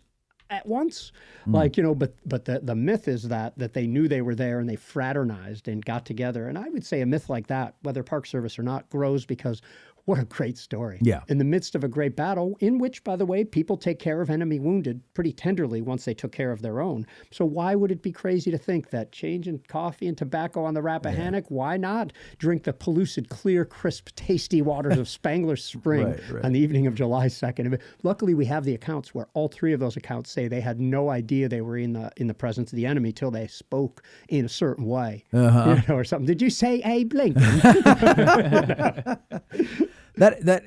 Do you think some of that story of Spangler Spring also is maybe embellished a little bit during the memorialization and reconciliation period? Yeah, absolutely. But what I would say is that there's something more there. So first of all, any good story would be embellished at any time if it's to the benefit of the experience there. But I would say that think of another place where you are encouraged to drink water, to do something on a battlefield rather than walk or anything like. You could do what the soldiers did in a very real way, ingest the same water, that they did. I mean, it's special. Yeah, right? And yeah. I drank from the Spangler Spring water fountain, and that's town water. And I still felt special when I did it, especially after it was gone. Then I was like, I drank from the Spangler Spring water fountain, One of the last. But they used to leave a tin cup there. I mean, imagine that. In this day and age. Could you imagine during It was a COVID? hugely popular spot, right, Gary? I mean, there's so many photos Yeah. of people there visiting, and it's Yeah, no, spot. definitely. And before the Civil War it's beautiful. You picnic there. It's the perfect picnic spot. Yeah. And there was a political rally there every year. They'd shoot off the cannon and everything like that and drink the crisp, clean, pellucid cold water, the Spangler Spring. And, what was I going to say? Well, there's probably something biblical about that too. The symbolism of water and baptism and I'm sure you're holy right. water. I'm sure you're right. Yeah. And everybody likes a great story. Yeah. And I still run into people who believe this, this idea of fraternization because they did use it at the same time. I mean, we can only expect visitors and lay people. I mean, there's some real nerds, even losers, among our collective followings here that really have nothing else going on but Gettysburg and the Civil War. I would never say we have losers in our followings. I would hope that our followings know the way I use it. I mean it as a term of respect. Here's the camera on me like this, like, loser, you don't do anything else. It's the only thing above nerd in my mind. Like, so a loser is better than a nerd? Yeah. If you're a Gettysburg person enthusiast, you want to be a loser. Because, and in other words, this is from the perspective of the rest of society. Yes. I suppose they're calling you that, but you have that badge of honor, right, or something like that. Okay. But I'm also from Chicago, and I'm told that Gen X people are a little harsher, and we called people "you loser" That's all true. the time. Well, we had a lot worse names. Yeah, we did too. But I can't say those. But not everybody has to like that. I'm not going to call you a loser if it's going to offend you. Plus, you might not be at that level if it offends you. You might not be the proper loser. Where were we? I don't know, but I know that we better get to some more questions because I'm going to run out of time if there is no time. Right, there is no time. Why don't we do this then? Decision, if you will. And we are going to go. I have told you there is no time for that. We're going to go take a break. And it's going to be a quick break. We'll come back and then we'll get to our questions from our patrons over at patreon.com/addressinggettysburg. Awesome. And we'll be right back. It's hard to be arrogant when you're just average. Matt and Beth will be right back. Oh, that's not Beth.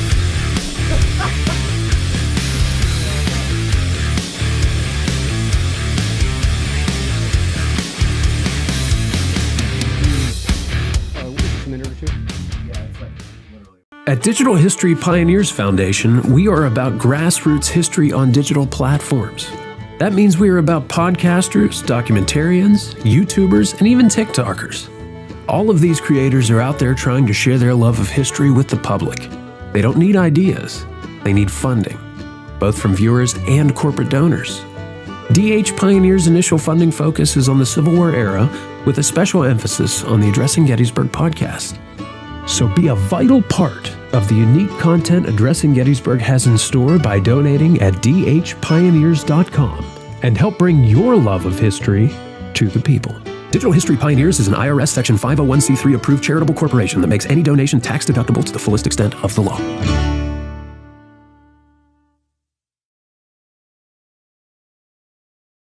Is that true?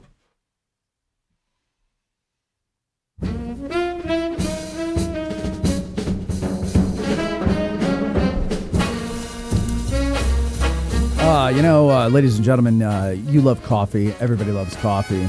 And one of the greatest things in the world is this right here in my hand, Little Ground Top. Right, Mikey? It's my favorite coffee in the morning, Matthew. And you have this coffee every day, 2 or 3 cups a day in the morning. Yeah, I was 5'6", and now I'm 5'7". There you go. That can happen to you too, folks, if you drink Little Ground Top. Let me tell you about Little Ground Top. It has notes of cacao, wildflower, and toasted sugar. You know how I know? It's right here on the cover, or the label, if you will. And it is at Bantam Roasters. You can go and get it. They can't keep it on the shelves, and this isn't like, because we just launched it. I think it's going to be 2 years old in January. And pretty much every week they've sold out. The only times they don't sell out of this, Mike, is when it's like dead in the middle of winter. With January, we get into the winter doldrums and nobody's in town. That's the only time like it'll stick on the shelf, maybe 3 bags will be left. It's amazing. It's amazing. People love Little Ground Top everywhere. Garry, do you drink coffee? I do. Have you tried Little Ground Top yet, Garry? I've been meaning to because I went in there and I asked if they had decaf. Which you do need decaf. You don't need any more caffeine. Trust me, it's not pretty, but I do. Once in a long while, I'll have like 1/6 calf, or I could have like a sip. I like it really strong. I know it's strong decaf seems weird, but I would try it. But it just didn't seem worth it to buy a pound. Does your wife like it? Yeah, Like she coffee? drinks like quarter calf or third calf. Okay, so you guys are decaf people. Do you ever have parties? You have people over? Yeah, I mean, we always have regular in the house. Oh, I see where you're headed.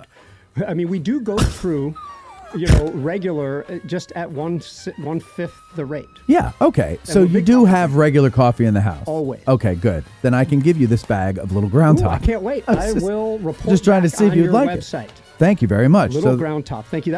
I could have just said yes. Yes. Thank you. Yes. Now I've run out of song. But anyway, Garry goes into to Bantam Roasters to try to find it. Or if you're at home right now, you want to try it, go to addressinggettysburg.com/cafe. Click the QR code on the screen right now. Click it, scan it, whatever.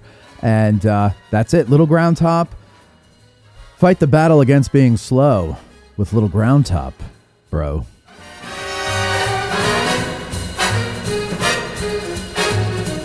All right, we're back. I'm not going to bother with music. And I do like Bantam. That's some good coffee. Oh, it's very good coffee. Yeah. it is. And they're very fun. They're very nice. Can I have the questions? Oh, I got to ask them to you. Let me make sure There that you I think that if You you have got a it, piece yeah. of paper of mine on the back. All right, I'll give it when we're back to done. you, but I don't. I don't think you do. Okay, Those good. are all mine. Okay, Great. good. All right, so let's get into our questions here. These questions are submitted by our patrons. They know ahead of time everything that is going to happen here at Addressing Gettysburg, and they also keep us going. And Matt Verdonk, or is it Verdonk? I don't know. That's a new name by me, but welcome Verdonk. to Patreon. Verdonk. Now that Little Round Top has been open again for about 18 months, what would you consider to be your favorite and or the most impactful change to that area of the battlefield? How has it affected the way you interact with or perceive that space? And have you seen changes, or are you aware of any feedback from the general public about one thing in particular more than others, even if it's something as simple as improved accessibility? First of all, I love this because this lets me, sort of peel back and go back into the back room a little bit here, because most people might think about the interpretive experience differently than a battlefield guide, right? So first of all, hands down, my favorite addition is the little side plaza before you get up to the top, showing the bird's eye David Geister painting. Yeah, I have it in the hallway. Yeah, good. Yes. Excellent. The American Battlefield Trust has the original. Well, it's okay. As for where that's going to head, I'll let you guys know. In here. You're going to give it to us? Yeah, my boss would be perfectly cool with that. I take every group there first now. It used to not be that way, because that walk up the walkway to show people, especially if they haven't been there, how great the view is. You don't know how good it is until you ascend right near Warren and come to the top and understand it at last. You've been talking about Little Round Top for the last 15 minutes on a lot of tours, sometimes longer, and then they finally get the view. So I like extending it out so that I can explain the fight. The bird's eye does a good job of showing the regiments, and they're not listed, but I can list them. Yeah. I can use it as an interpretive tool before I get there, therefore also increasing the suspense of the reveal. That's one of my favorite parts of every tour I've ever given. Yeah. So that's easy for me. That's my favorite addition. Number two, I mostly hear people griping, and this is not something I do on social media or in public very much at all. Smart. But, people gripe about, you're right. People gripe about the material, whether it's washing away, whether it's the right stuff. First of all, I am a dude who interpretively is inclined to be satisfied and work with what I have. Abe Lincoln. We must use the tools we have. So this is what the Park Service, the government is giving us. I've been really happy with it. But that's probably what I've heard people grouse the most about. As far as what they seem to like the most, is the new Texas Trail that provides safe access up from Devil's Den toward Little Round Top. It's a great trail. And the biggest frustration is people, can't exactly walk as easily where they used to in some areas. I understand it. Yeah. But to me, as long as you can visit the monuments and the battle lines, that's a win. Right. So that's all good with me. Yeah, I think the whole thing about that aggregate material is that it's more of, I think people just want to point out it's just another failure of government. You know what I mean? Like I say, let it deteriorate, because then it will feel like rough ground again, like it was before they fixed it, which I liked. I liked the old, love it to death attitude that we had. I liked that because I felt like this was mine to explore. I can discover something here. The minute a formalized path is made, it's no longer real. Yeah. You know, in my mind. Yeah, and as a battlefield guide, of course, we have rules on Yeah. what we can and can't do as well. So the guides appreciate the gathering areas. You know, we have several those are areas great. where we can put Yeah. a bus full of people and stand there and not have to jockey for the same amount of position and everything like that. So that's all good. And it more than, to me, it makes up for the, you know, more limited access that you have in some other areas. You know, and it's not exactly, you know, if you look at the park, what a guide can do and what an individual can do aren't the same things. Right. You know, it is the people's place. Yeah. You know, so. Well, and also, I have to keep reminding myself, and I try to, whenever we get into a discussion of it on the show, like I try to remind everybody that the little round top that we grew up with is not the original version of Little Round Top. Like, it's changed over the years before we came around. Yep. So things change for various reasons. Devil's Den was completely wooded on my first 2 trips. Completely. Mine too. You know, yeah. So, Yeah. you know, and each one of those things, each change begets some reaction, you know, such as the Valley of Death not having cows. They've been fighting that ever since. I didn't like the cows being there much either, and I didn't like the non-historic fencing. But I'll tell you what, it has grown up a lot now. You know, it has. And so whether you're talking about growth or beavers or composite material, you know, I mean, you're never going to make everyone happy. The cows was what, the 80s? Or Yeah, up no, until even the into 80s? the 90s. Oh, into the 90s. Yeah, I think so it was probably, before I came. They probably removed it around 92 is when the fences and the cows Yeah, our came out. first visit in 1990, the cows were definitely there. So Yeah, one let's chewed see. on my Fiero. Yes, I had a Fiero. It was the worst car I ever had. Really? By far. Okay. I've got video of it. Do you really? Yeah.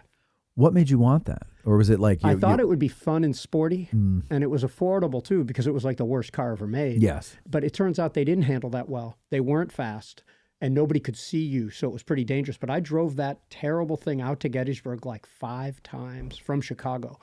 I drove really? other cars too, but that I drove several times. It was great. It was a fun little car to have, but not for the sporty fun. It wasn't fast. Right. It didn't handle well. And it had more It had more problems than any car I've ever owned, Yeah. which says a lot. They just don't look appeal. I just, yeah. They made them better. I bought the bad year even worse. Okay. They made them a little bit less bad later. Awful. It's like, remember when the Mustang in the 80s turned to that stupid looking car? Yes. I don't understand that either. Brandon Gaylord says, I'd like to ask Gary if there has been any consideration to adding some markers or signage to some of the areas where action took place around the town, like Long Lane or Smith's Ridge. It would be great to have some visualization of the skirmish areas and roads, Pender's lines, and movements on July 2nd and 3rd. Yeah.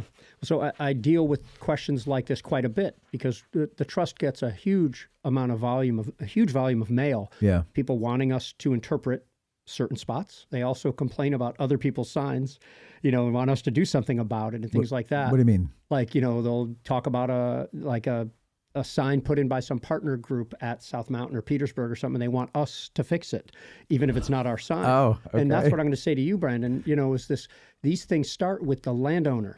Right now, to my knowledge, the only interpretation is the small marker privately put up by my friend Paul Witt or funded by him, talking about, you know, President Nixon's grandfather in that fight. Other than that, there's really isn't anything like that. But the Park Service doesn't own that land. So you need the landowner, and then you need, you know, $2,000 or $3,000 per sign to put it in, and then upkeep time. So it is a thought on how to do it, but somebody needs to own the land or have permission to interpret that land and be ready for visitation on that land and then fund that. And a lot of people fail at a lot of those steps, not the least of which is the writing and the creation of the content, which seems easy, but you try to tell a story in 200 words in one picture. Right. It's really tough.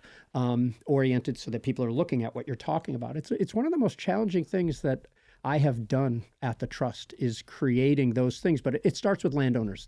And if you want that, start to explore opportunities. There's no reason why you couldn't start the process with that, but pick the spots and who are you going to talk to? It's like a residential community. Yeah. And people don't want this stuff on their front lawn, nor can you see anything from there.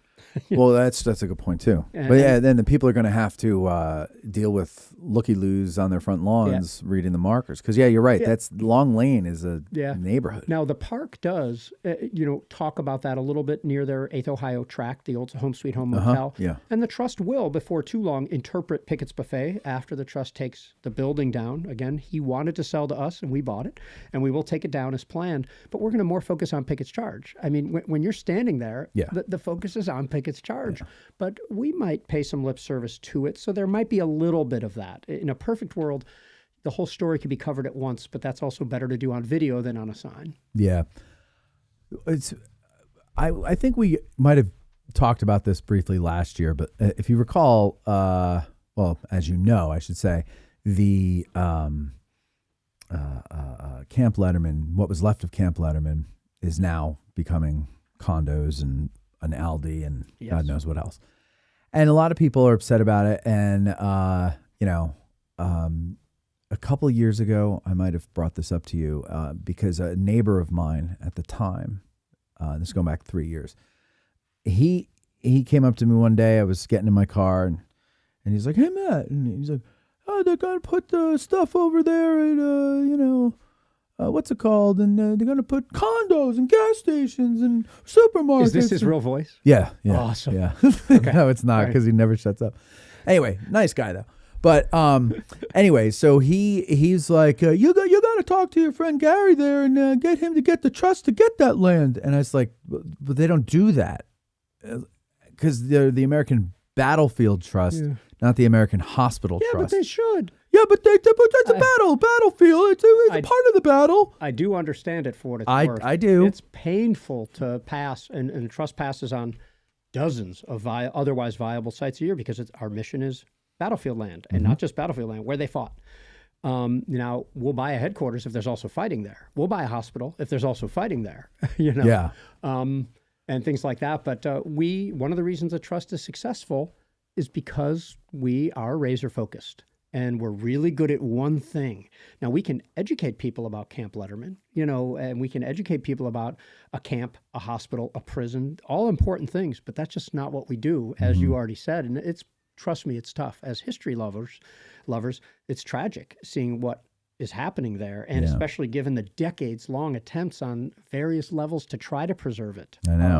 I know. It's amazing that it never, that there wasn't some kind of like medical association that was able to come in and, You think doctors have money, and you think Messiah College wanted a lot back when they owned it and everything. And what I want to say too is that, for the trust, it might seem like we have unlimited coffers. We don't. We rely on our members for each thing, and we don't have an endowment. I mean, we're lean, and for every public fight we have, that's one other less public fight, data center, casino, whatever that we can do.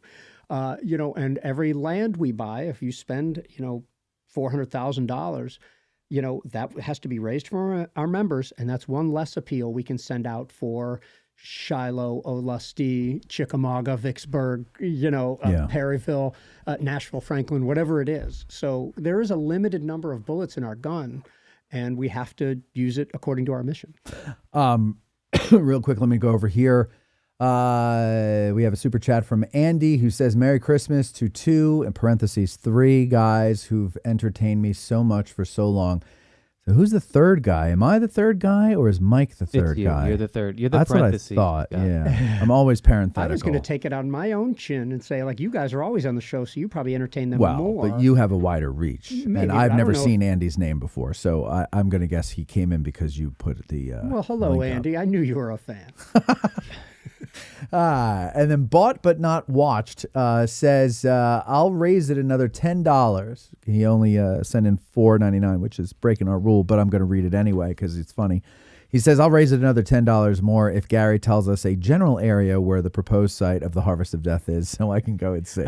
So he's trying to bribe you, Garry. No, I mean, I can't. Plus, I can't be bought that cheap. I mean, the trust has some major donors, and it's more than $10, $15 total. But no, I mean, more importantly, I just said I wouldn't reveal it, and if I did it, even for $1,000, that would go against. It would be a personal slap to my own integrity. That's true. What about $1,100? Yeah, how much is Gary's integrity worth now? Yeah, that's the new game. Yeah, that's a great game. Do you guys remember in My Cousin Vinny when he we fight and then I get my $200 or whatever, and he has to do that?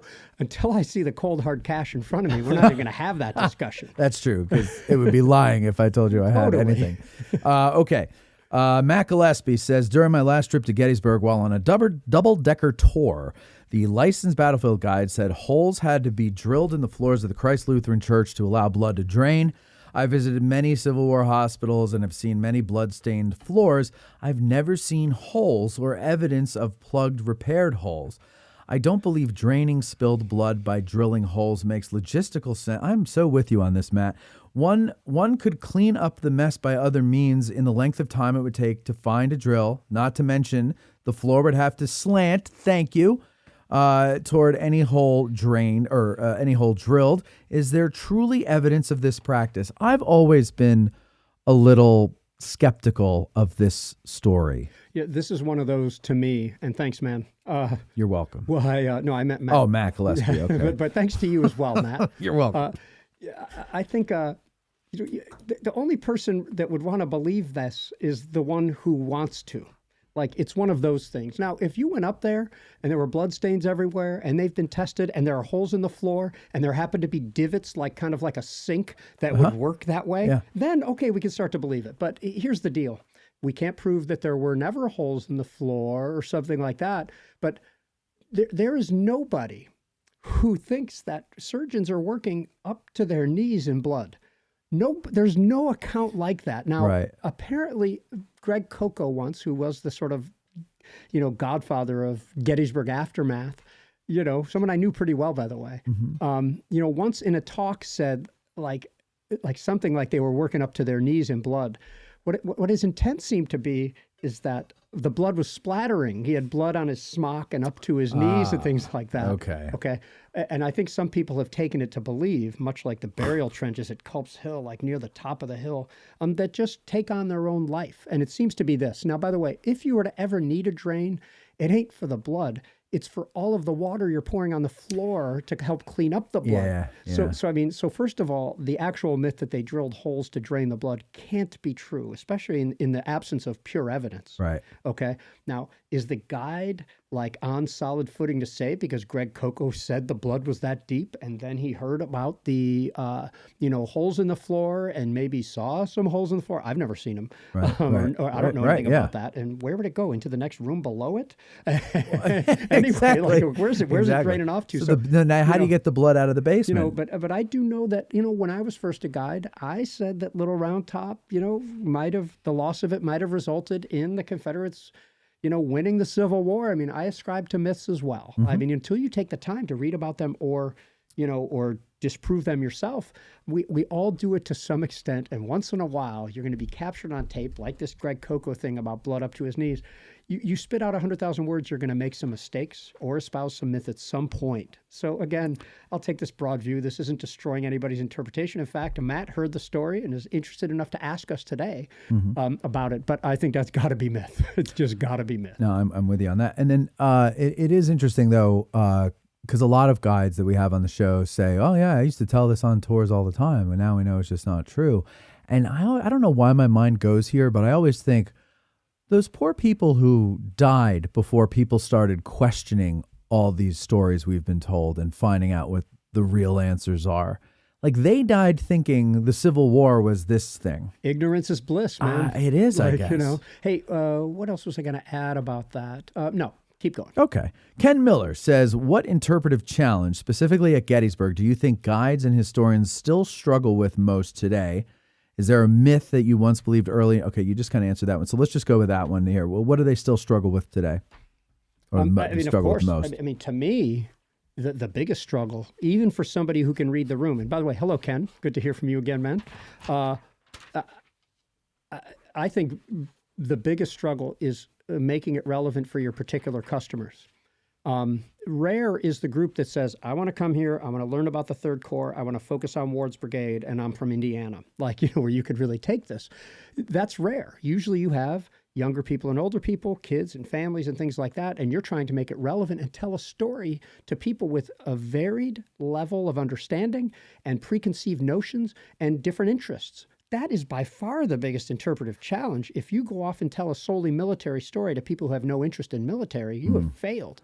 So to me, that's what guides should struggle with. Now, some people are simply, these people who simply can't read people to save their own lives. Like they don't know if the people around them are enjoying themselves. Yes. And there's nothing really to be done about that. It's kind of unteachable. Right. But in general, that has to be the biggest thing, is dealing with the dynamics that every customer is different and what they want to know. And then you have different approaches on each particular day.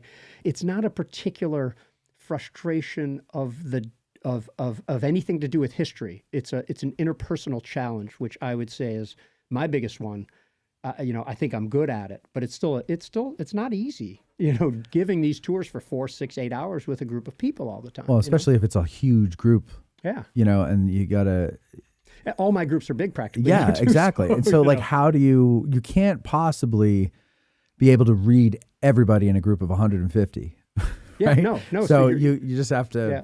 But you're trying, like in a restaurant, you're serving 150 people. You want those people to come away not with, wow, that food was good. They want to come away with their desire to return. Mm-hmm. And I have a very much a hospitality mentality to Well, almost anything. that's your background. Yes. Yeah. But I think that's why I got into it in the first place, and why running restaurants helps me as a guide. Yeah. It's really weird. It's funny how previous experiences Yeah. help us with what we do. I think you and I talked about this personally. Yeah, as well. we did. Okay, Ken had another question, which I wanted to get into with you before. So let's talk about this. What excites you most about AI's potential for battlefield interpretation, and what concerns you the most? Do you think AI could help combat Civil War myths by making accurate information more accessible, or is there a risk it will simply amplify misinformation? Can I just add something to that before you answer? I don't know if you've noticed all of these like AI history accounts that have sprung up in the last, let's say, 12 months. Yeah. And you may not notice this because the Trust has a huge channel, but for nobody's on our level, my level, that's a huge killer, because now I'm seeing this 3-week-old channel that's using AI that is depicting Civil War soldiers with incorrect uniforms and, battles being fought with something they didn't have back then or whatever. And then the information is not exactly correct. And they're getting hundreds of thousands of views in 2 days. And, and I got to struggle. So go ahead. All that stuff. Keep that in mind. And don't forget your poor pal, Matt. Yeah, that's a lot, going on. I mean, we're all trying to just keep up with this, right? On the bad end, I already talked about my biggest frustration. And that is just people being able to use it as a vehicle to say something is untrue, simply because they say it's AI without any evidence.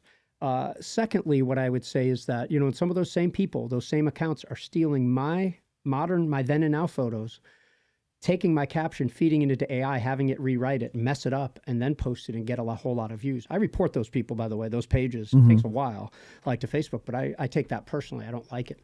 There's also the keyboard warriors who are now experts on our subject in the comments, because they're clearly just cutting and pasting AI into it to prove their point. And and you can even see what the context means. You see the AI categories, but it's the way that they feel about it. Now I've proved this to you. So all those things, though, this is the world we live in now. It's only going to get better. I will say, meaning AI is going to get more powerful. I will say that for a while, a couple months ago, the number one job on the list they publish on AI, most likely to be killed by AI, historian was at the top of the list for a while. Yeah. But happily, AI isn't that good at it yet. It's good at basic stuff. I know somebody who had it ingest all of the writings of a certain person so that somebody else could argue with that person in AI, and it was pretty good at it. I'm amazed at some of the things it does do, really well. So I guess those are some of the things that are cautionary or that make me worry a little bit. To me, I think already the idea of AI video is already wearing off for most people. I hope so. You can kind of tell what's going on there, and people are they're not really saying that it's AI, whereas at first they were created with AI. I mean, this guy Grant you were talking about in Australia, it's pretty clearly AI. I mean, I don't know how to fly, and Tim Smith doesn't know karate, and things like that.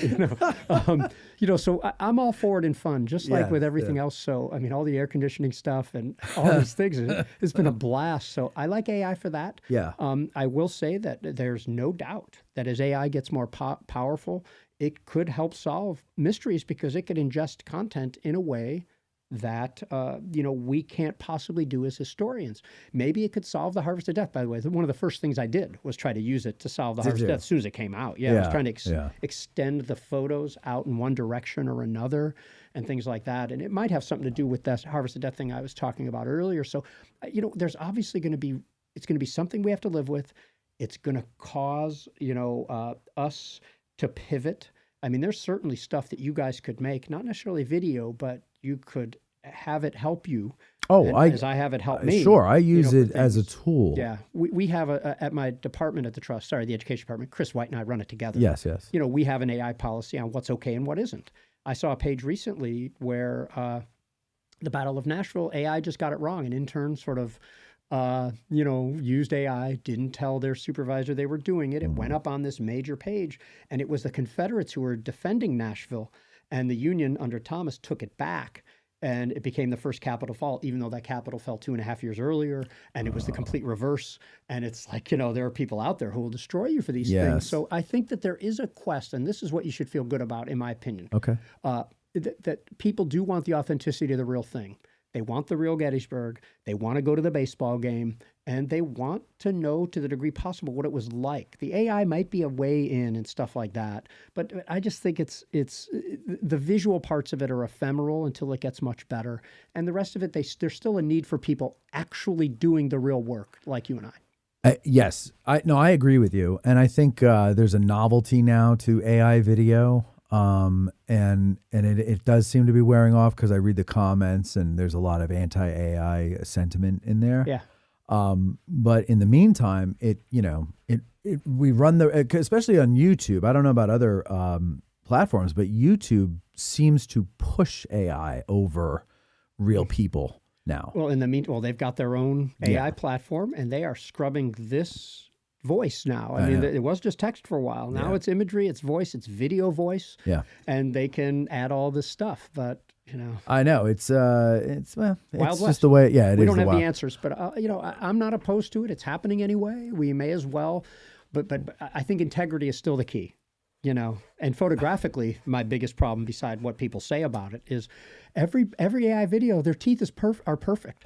The few photos I've seen of Civil War teeth, maybe that's why they didn't smile. Right. Okay, they did not look perfect. Yeah. Okay, and all these generals have Invisalign or something. They have like Hollywood teeth. Yeah, they do. Yeah. All of them. Yeah, So, I know. Yeah. I know, it's silly.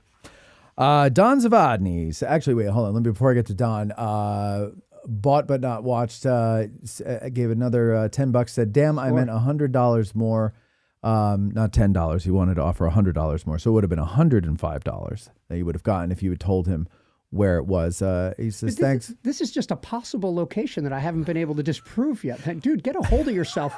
First, I can't be bought that cheap. And secondly, I already said I wouldn't, so I'm not gonna. Even if you throw up $100,000, I'm not going to. Wow. But this would be $100,005 or $105,000. Okay, I'm in. No, it'll be $100,005. It's not mine to give away anyway. It's not even my site. Yeah, yeah, that's true. Okay. When he says, thanks for the invite to the Christmas party, Matt. You're very welcome. I hope you came and enjoyed yourself. Okay.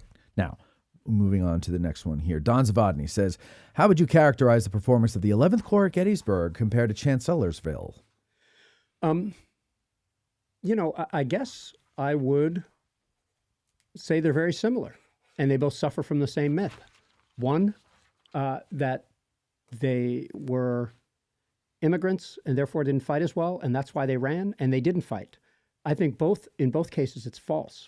At Chancellorsville, you could blame Howard or Hooker or somebody for leaving their right dangling that way, but the account of more than just Bushbeck's brigade and other people is that once the shock wore off, the 11th Corps was decimated in this case, but it's not like they didn't fight. The idea of them being cowards, so for the men in the ranks, I think they did about as well as they could. I mean, I don't really excuse Howard for ignoring what seemed to be, actionable intelligence of the Confederates coming up on their right. Now, he did, angle a little bit off to protect his flank, but not enough. And then when the emergency happened, there's Howard. Come on, boys, rally. I always make fun of this because he's great on the retreat. At Antietam, at Bull Run, I mean, he's always complimented for how great he is in this circumstance. Not something you want to be known for, but he keeps getting promoted, And at Gettysburg, it's the same thing. Here they are put out into an exposed position that nobody, in retrospect at least, thinks they could have really held. I mean, you've got the smallest division in the Union Army at Gettysburg out on Barlow's Knoll extended, and you've got, Gordon and Hayes's veterans like just showing up on your flank, and Avery or Hoke's North Carolinians showing up on your flank outnumbered. I mean, there's no way they're going to hold, but it seemed like they tried to do not only a fighting retreat, but held up pretty well and stopped and fired a few times. So, and then of course on East Cemetery Hill, they're few in number, but they did as well as they could. So I don't come from this idea that I do come from the idea that the unlucky 11th, because my God, at Chancellorsville and Gettysburg, they were put in just terrible circumstances, but I don't come to the idea that that it's performance based in terms of, field officers on down. General officers, okay, I could fault some of them, but it's easy for me to say. Yeah. To read the intelligence. When you're moving around 10,000 soldiers, there's a big stake. So I'm pretty forgiving to them. This took 30 years to come to this conclusion because Tim was bailing them out a long time ago. Mm-hmm. And I was slow to come to this, but him and people like, Stu Dempsey and James Pula and Tim Smith and Jim Hessler have really, sort of made me a little bit more sympathetic to the 11th. I like how I guess it would be, we're in the same generation. I'm just on the lower end, right? Yeah, you're a trailing Xer. I'm a leading Xer. Right, okay. Yeah. So I like how I guess it would be then our generation of historians are willing to forget or challenge what they were raised to believe about certain things and re-examine our history. Not everybody, of course. Will we be in 10 or 20 years, though? Older people are harder. I feel it already. The resistance to change among my peers, as you get older, it's man, your beliefs get harder, more hardened. And then as we get to higher middle age, we're like, oh man, like the party's almost over. Like, and this, there's a time we're going to have to step aside. And I think it's scary, and it's very human to not want to do that. Yeah. So you probably know the Trust has been, dabbling in a form of a podcast for a little while where we're just introducing audio from our videos. Yeah. But we do have a podcast studio now in the office. So we're going to start doing this. And I'm producing a set that is reactions to clips, 1 to 2 minutes long, of people from the past, of people who have said things on them. But one of them is going to come from a musician I respect, Shirley Manson from the band Garbage. Yeah. And she talks about, in her great Scottish accent, this idea of the young, are you supposed to make way for the young? Are they supposed to push you away? This sort of new group. So look out for a discussion on that before too long. I find that very interesting in terms of historians, because I remember when, coming up and being in the same event with Gary Gallagher and Ed Bars was a massive deal. Yeah. And then I started giving tours with some of these guys sometimes, and now they're sort of, I think, you don't hear of them as much anymore. I think no matter what your field is, there's always going to be that push and pull. Yeah. There's going to be enough of the older generation that are like, no, we were them once too. Like, and it was people our age who nurtured us and pulled us up into, our careers. So we need to do that. And then there's other ones in that age group that are like, nah, we worked hard for this and it's ours. Yeah. And there's always that push and pull. And then there's the young people who are just like, hey, old timer, get the hell out of the way. Yep. Because they're eager, they've got the energy, they've got the ideas, but there's old people in the way saying, no, that's not how we've done it for 40 years. I had to earn my chops. Yeah. I want to say that I do think that I'm misunderstood in so many ways, and one of them is about my ego, which I do have a healthy ego, but it's not. It's a healthy ego. Yeah. Okay. Well, or I have a big ego. Many say. No, but I'm saying it's a healthy ego. You definitely have an ego, but it's not a bad one. Well, thank you, sir. Well, no, because and all seriousness, and I say this all the time to anybody who will listen. You shared our stuff and talked about us on your videos before I ever met you. And I never asked you to do it. I didn't know you. You just did it. And that was a huge help to us. And every time you've done it since then, people are like, oh, Garry just mentioned you in a video today. I'm like, oh, that's great. And, if you had an unhealthy ego, you wouldn't do that. A person with a healthy ego will do that. Oh, good. Yeah. I'm glad. And also I want everybody to know I don't do this stuff to be nice. I do it because you were doing something really good. I feel this is how thank you. I'm wearing this hat because it's a really good hat, historical cap. Right. People don't pay me to say these things. I liked what you were doing, and I started listening to it. I ran into you in the cemetery. Yes. National Cemetery is where we met. And we were both like that. volunteering. But I guess what I want to say is that, Notice you said liked you. He said, I liked you. It was definitely past. Yeah, it was definitely past. There's a few things you've done. No, okay. So, no, and even you and I have had a couple of disagreements, and we just talk about them. Yeah, It's being an adult. Yeah, exactly. But I guess what I want to say is, oh, don't lose it. This is happening more and more now. I think it happened on the last one too. I'm going to get this one back. Yes, is that if you would have asked me in 2011, 2012. Oh my God, I have 500 followers on my page. I work for the American Battle or the then Civil War Preservation Trust. I think I've peaked. And I'm not kidding. I thought it then. I thought it in 13. I thought it in 16 when the hat became a thing. And then I thought it in 2020. I think it now. Yeah. I don't obsess over it, but at some point I will have peaked and everything will start to go down from there. And right then the Atlantic, which I read and respect, said, when's your professional peak? Parentheses, it's sooner than you think. And so at any point now, unless we continue to work hard, unless the environment continues to favor this, unless AI or other external factors mess with us, there's only so much time left to be able to spit out as much information in a meaningful way as possible. Yeah. And that's sort of like everything I'm trying to do, both personally and at the trust. It's like I've got things to share, and I want to share them all in a small amount of time that I don't know the length of. But I know it's not a lot. Yeah. No, it's terrifying. Yeah. And I get that peak thing. I'm there. I'm at that stage now. I'm like, this is as good as it's going to get. Yeah, it is. I can point to lots of evidence that would back that up. So. I can too. Like back when I liked you. Oh, forget it. That might be part of it. Is that you no longer like me. Harry Evans says, "Can you talk about the myths about Longstreet's lack of audacity? Of how long? Let me start that again. Can you talk about the myth about how Longstreet's lack of audacity lost the battle?" He forgot to put how in there, so I had to add it.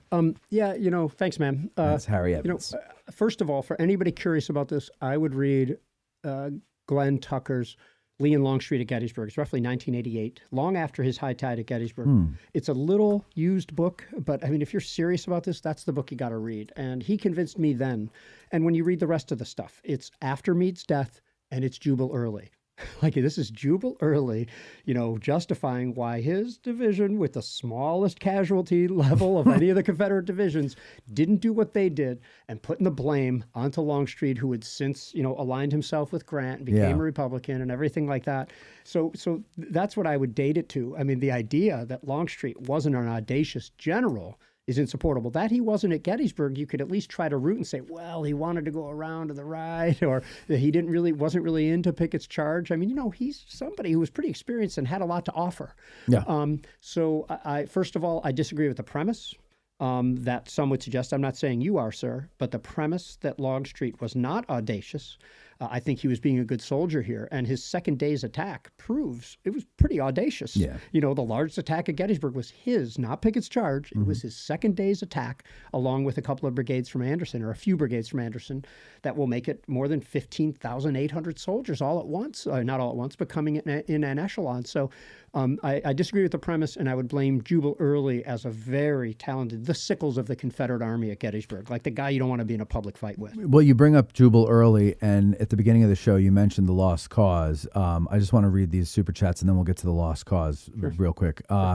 So Ken Miller says, let's see here. He says that meeting you this year was one of the top 5 highlights of his year, as well as becoming a patron. So there you go. Thank you very much for that, Ken. And who's this here? This is Asta Boy says, Tim York says hi and happy holidays to all AG. Keep it coming. Thank you, Tim. And Gaslight Studio says, hey, Gary, I'm wondering if you think that heavy cavalry charge composed... He asked me this in a driving video, and he's obsessed with this. All right, let's see. Hey, Gary, I'm wondering if you think that a heavy cavalry charge composed of 800 to 2,000 men and horses could have succeeded where Pickett's infantry failed. I think most people, me too, don't buy into that idea. Yeah, no way. From any direction. Yes. If we were talking about 12,000 heavy cavalry charge with... breech loaders or repeaters, maybe we're talking there. And when I think of heavy cavalry charge, I'm thinking 3rd Winchester, the largest cavalry attack of the Civil War.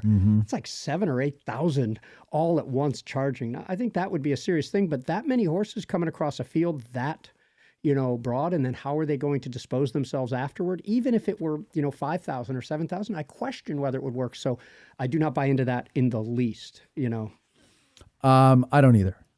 Grant, I think this is Grant on the phone. It looks like a foreign number. Everything is backwards. Grant, are you on the air? Or you are on the air, but are you there? Hello, sir. Hello. And Gary. Hello, How sir. you going? Nice to hear your voice. Is it though? What's up, Grant? What a charming fellow. Yes. Pretty good. Great show, Gary. Thanks for coming on the show. But my question, Matt had a recent show that was very good about Camp Letterman, and I was just wondering, what's the history? Obviously, the land has been never been part of the park. It's so. What's the history of either the trust or government and all that sort of thing? Have they shown interest in preserving that part, or is it just something they've never really been interested in? Yeah. Why have they never really been able to? Yeah, so first of all, it's not in the park boundary, to my knowledge. It was never on. Wait. Explain that, because people think the existing park boundary, and they'd say, duh, but that's not what you mean by that. Yeah. So there are, first of all the national military parks, and thanks, Grant, have these congressionally authorized boundaries. Where, which is supposed to make up what they're supposed to buy. And then they prioritize the tracts of land and hold that pretty tight, just like the trust holds that really tight. Which ones might be of the most interest, into there. And maybe because also they were missing so many other substantial parts of the battlefield proper, it sort of really never entered the vernacular. If you look at the founding legislation, it's not as clear that they're supposed to, secure all the supporting facilities, the same way as where they fought and their avenues of advance and things like that. So it wasn't in that boundary. Then what unfolded is like a 30-year tragedy where and my former boss, Jim Lighthizer, always said, this preservation business is about money. Like, you don't have to overthink it. It's about money. And nobody with enough money showed enough interest in preserving it or being willing to pay what the series of owners were willing to accept. Again, this isn't, now the government might be able to once again try to claim eminent domain, but I don't think they could have done that in the case of a temporary Civil War hospital. Right. It was only around for a few months, So and then the trust really couldn't, by nature, do it. We could help with our loudspeaker if ever there was a local group with remotely enough money to be able to do this. And we'll fight development sometimes, but we have to fight it for land that we want to acquire. Right. And we can't acquire that one. So I would just call it a 30-year tragedy where there was never the local group combined with the loudspeaker that they would have needed in order to raise the money and pay the price that the various landowners said they needed. And also, you got to throw in that whole area around it is highly commercialized. So the value, it's not like you're buying, what was it, 100 acres or something? How much? So it depends on what you consider all. This could have been before the giant. Similar thing. Right. So, and it's disconnected. I think that's what you're trying to say. It's not contiguous with the rest of the park. It's not. And no, but I'm also trying to say that it's commercial property all around it. Yeah. So the comparables are going to be high on that piece of land. It's not an open 100-acre, let's just say, field in the middle of farm country, which is still going to be expensive, but not anything like what you could put commercial buildings on. Yeah. So it's way more expensive than nonprofits would be able to raise. Yes, even the big nonprofits. Yeah. Right. Even with government help, it would be a challenge. Sure. If the government pays half and the nonprofit raises, if it's zoned commercial, only a commercial entity could pay those sorts of prices by passing those on to their commercial and residential customers. Imagine, though, if there was a movie or a successful movie or TV series that had been made about Jonathan Letterman. I'll bet you a local nonprofit would have been able to gain more traction. I think someone's working on that. Well, it's too late now. Yeah. I know. I know. Yeah, but that's what the show is about that Grant was talking about. Yeah. Grant, anything else, or are you done annoying me? Man, I like Grant's videos. I love Grant. Grant knows I'm just teasing him. Okay, good. Go ahead, Grant. I'm sorry. No, that's my only question. Thanks very much, and Merry Christmas to you both. Merry Christmas to you, Grant. Love you. Thanks and so much, may man. I say good day. All right. Anyway, lost cause. Biggest myth of them all. Yeah, I mean, at least the most pervasive, because it is still espoused on the internet every day in its original form. That the Confederacy, in the model of the perfect or near perfect Robert E. Lee, was only compelled to surrender based on one thing, and that is the overwhelming strength and the resources of the invaders. And therefore, it is not a blight upon our honor. There was nothing we could do, and we conducted ourselves according to our model, Robert E. Lee, and we should be proud of everything. And by the way, and this is hardly unique to the Confederacy. No. Anybody, I mean, you look on Monday morning after football games, you try to explain your loss. This is just a particularly savvy and pervasive explanation, and that's really what it is. And, when I went to Michigan State University in the North, the only Civil War class they offered, this war was about states' rights. And I'm not saying that has zero to do with it. I'm saying it has zero to do with secession. So it is a very pervasive myth, and there are lots of books about it that you could read. And I'm happy to see that it's now called the myth of the lost cause after decades of books and research and it being labeled as such, because it is. You can see its creation. Nobody said these things while Lee was still alive. Right. And nobody, when they seceded, said that's why they were fighting. I mean, you go back to the contemporary evidence, and it is a myth. Yeah, and it is amazing because in North Jersey, we got a lot of that crap. And it's so artfully infused into the history. It's very you savvy. Can't even tell. I agree. I just remember that for the longest time, as a kid and a teenager, I was like, those poor Confederates were being picked on by those industrialist Yankees, and and then when I really started to get into it, I was like, what the hell was that all about? It was just a lie. I get it, man. We got another one. Eric Houston here, $10 super chat. By the way, we got a few more questions and we're going to get going. So if you want to call in and talk to Garry, 717-420-1978 or $10 super chat or more will be read on the air. I'm running out of time. Let's do this. Okay. Eric says, no question, just a comment. Speaking of age, I love going to Civil War lectures and tours. They make me feel young and fit, although keeping up with Garry at Shepherd University Fall Seminar wasn't easy. Let's see, that one, as far as I know, I did have a somewhat of a time schedule where I had to get the group to lunch on time for that, and then I had to drive straight to Frostburg, Maryland right after that for a college visit. So that was a little bit quicker than usual. Tough day. That was no fishhook hike, though. Right. Which I hope I get to do again. Well, Eric also just likes to complain a lot. So which Eric is that? Eric Houston. I'm not sure if I know him. Big, tall, ginger guy. Sure, I know him. Yeah, Man. Hey, you know him. He's around a lot of stuff.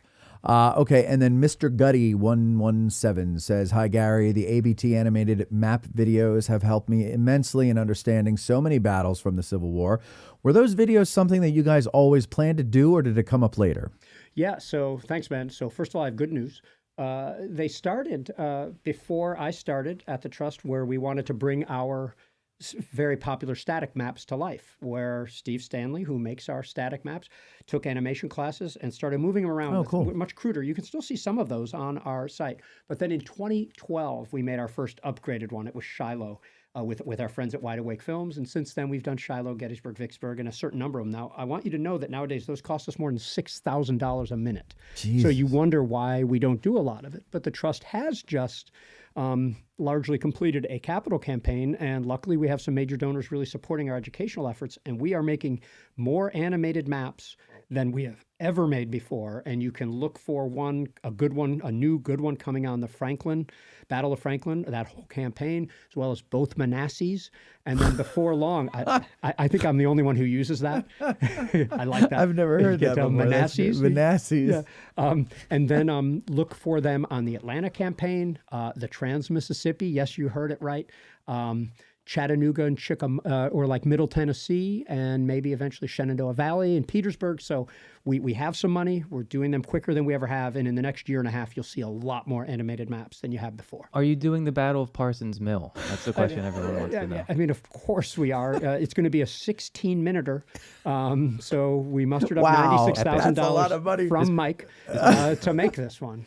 Well, it's a very important battle in the Western Theater, and a lot of people don't realize how much hung in the balance there at Parsons Mill. Okay, let's see. Let me get through some of these questions real quick here. Brian Jackson, he has, if Meade, let's see here. The AOP, Army of the Potomac, was in as bad a shape as the Army of Northern Virginia after the Battle of Gettysburg. I feel Meade did the best he could after the battle with what he was facing with the condition of his army. What is Gary's view on this? Yes, I'm glad I could do this one quickly. I push against anybody's premise that the Confederate Army escaped. You know, the Union just won its greatest victory, basically, of the whole war and beat Lee like he'd never been beaten at any other time except maybe at Appomattox. And then we expected this army under Meade, who had just taken command, to do more than was possible, and against the advice of all of his generals but one, because Lee took up a strong position. Now, I did think the opportunity was great if Lee wouldn't have had such a strong position with his back to the Potomac, and that eventually swelled down, allowing him to cross. But I'm right with you on this. I do not denigrate Meade at all for his performance here. John Bowers, he has a good question here. He says, since a brigade, Laws, was previously watching the wagon trains in Chambersburg, couldn't two of Pickett's brigades have marched with Law to help reinforce the attack on July 2nd? Yeah. So let's say, this is good and relevant because I have something to say. More good news. So most of you know, first of all, Pickett had 5 brigades. He was only able to take 3 up here. Corse and Jenkins were left down guarding Richmond. So he only had 3, giving him the smallest or second smallest division, 5,400 soldiers. Him and Early were the smallest. And the suggestion would be that if he was in good enough shape, if Pickett's men were able to make this march, like Law's guys had to, pretty rough, and they follow Law, directly down there, and then those 2 front brigades, let's say it's, Armistead and Kemper. Sorry, Kemper. And, and then they follow in and they're part of this massive attack. I don't think it would have made a difference. In the end, Meade, before that attack, scrambled enough reinforcements so that 15,900 Confederates were attacking 41,000 Union soldiers, okay? 2 more brigades adding, 4,000 soldiers or 3,800 soldiers to the attack. I don't think it would have made a difference. It would have made it a harder fight, but I think it would have ended the same. The good news is that about 5 months ago, me and my friends at Little Wars TV explored that exact scenario and played it out. If all of Pickett's division came. That's all I'm going to say about it, but I hope before long you'll be able to watch that video and see how it actually played out with Longstreet having all 3 of his divisions in full. Yeah. On the second day with enough time to attack. I don't know about their condition, but with enough time to attack. That's interesting. I got to get in touch with those guys because we had an idea, and I got to get a hold of them. They're good to work with, and they've really upped their filming game too. Yeah, I noticed. It is really nice. Yeah, it is. Chris Mowell, he says, other than Gettysburg, can Gary name a couple of his favorite Civil War sites he's visited with the American Battlefield Trust? Man, there's so many, and I seriously run the risk of going on forever. But I'm a recent convertee to Valverde and Glorieta Pass only because I finally took my first trips there. Okay. In the last couple of years. I keep going back to some of my favorite places, though. If Gettysburg's my first, Antietam and Manassas are my second and third. But Perryville always comes to my mind as a place that just resonates really well with me. I feel the same way about Chickamauga, and it's been like, I swear to God, when I think about retiring, I think about travel. And I go to these places, I'm there for a day and a half or 2 days, and I'm there with members and shooting video. I want to just spend 2 weeks at each of these places and actually walk the whole place. Yeah, be a tourist. Yeah, exactly. Yeah. And I look forward to all that in retirement. So those are some of the ones that come to mind. I'm an unreasonable fan of Fort McAllister near Savannah, the end of the March to the Sea. I love that site, even though it's reconstructed. Those are the ones that naturally come to mind. I love the whole Fredericksburg area. I like Franklin and Spring Hill and Nashville. What was the first battlefield you ever visited? Was it here? It was. It was. I never went to any battlefield of any war until I came to Gettysburg in 1988. Gettysburg 125. Gettysburg is kind of, as a first place to come, it can, for a while at least, it can kind of spoil you from others. Yeah. My first one was Manassas, and then Fredericksburg, and I wasn't until I was a senior in high school before I came here. Wow. Yeah, that might have helped me because you're right. When I went to a place like Shiloh, it was much harder to understand. It wasn't as well marked. Right. There wasn't a guide service. Right. In 96, Yeah. January of 96 when I was there. So you're right. I understand. Gettysburg, to build up to Gettysburg, you're like, wow. Yeah. Yeah. But when you come to Gettysburg and then you go anywhere else, you're like, Huh? Maybe. Like, but, yeah. but you also like being, Antietam and Perryville are awesome because of how peaceful they are, not because there's nobody there. Yeah, It's just I know. a totally different vibe. No, I know it is. Antietam is the Gettysburg, Harper's Ferry, Antietam, Shepherdstown. That whole little area, I just Monocacy. Monocacy's nice too. I was there for the first time back in May. Cool. Never been there before, and I thought it was very nice. Except you could hear the highway. Yeah, but the highway's otherwise, right. Yeah. it's nice. Yeah. All right, finally, Phil Fucus. He says, I would like to ask Garry if licensed guides interpret the battlefield and use the information available differently, or are they closely aligned, or is it a mixed bag? In other words, from guide to guide, he's talking.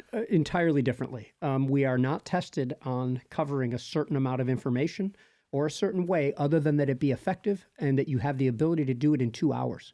I would also say that, if there are 130 guides now, I think there might be a little bit more again than that, there's always been a rather small number. I don't know if that's 10 or 50, but a minority are actually scholars who keep up on all this stuff. And it's not easy. I mean, just Gettysburg alone, reading the Gettysburg magazine and keeping up on your podcast and Battle of Gettysburg podcast, Chicago Civil War Roundtable podcast. I mean, it's not easy to keep up on all this stuff. That isn't. So that you can sit in front of a mic and be asked questions live. Yeah. And that's never been the whole guide service. Some people are there to provide, their 2 or 3 hour tour, or they can do an all day tour, and other people have specialties. So not only are we different in the way we go about it, obviously my tours are a lot different than Tim Smith's tours. We meld because we're different. Yes. In it. And we complement each other. Yes, we do. Yeah. But, certain guides, convey information in different ways.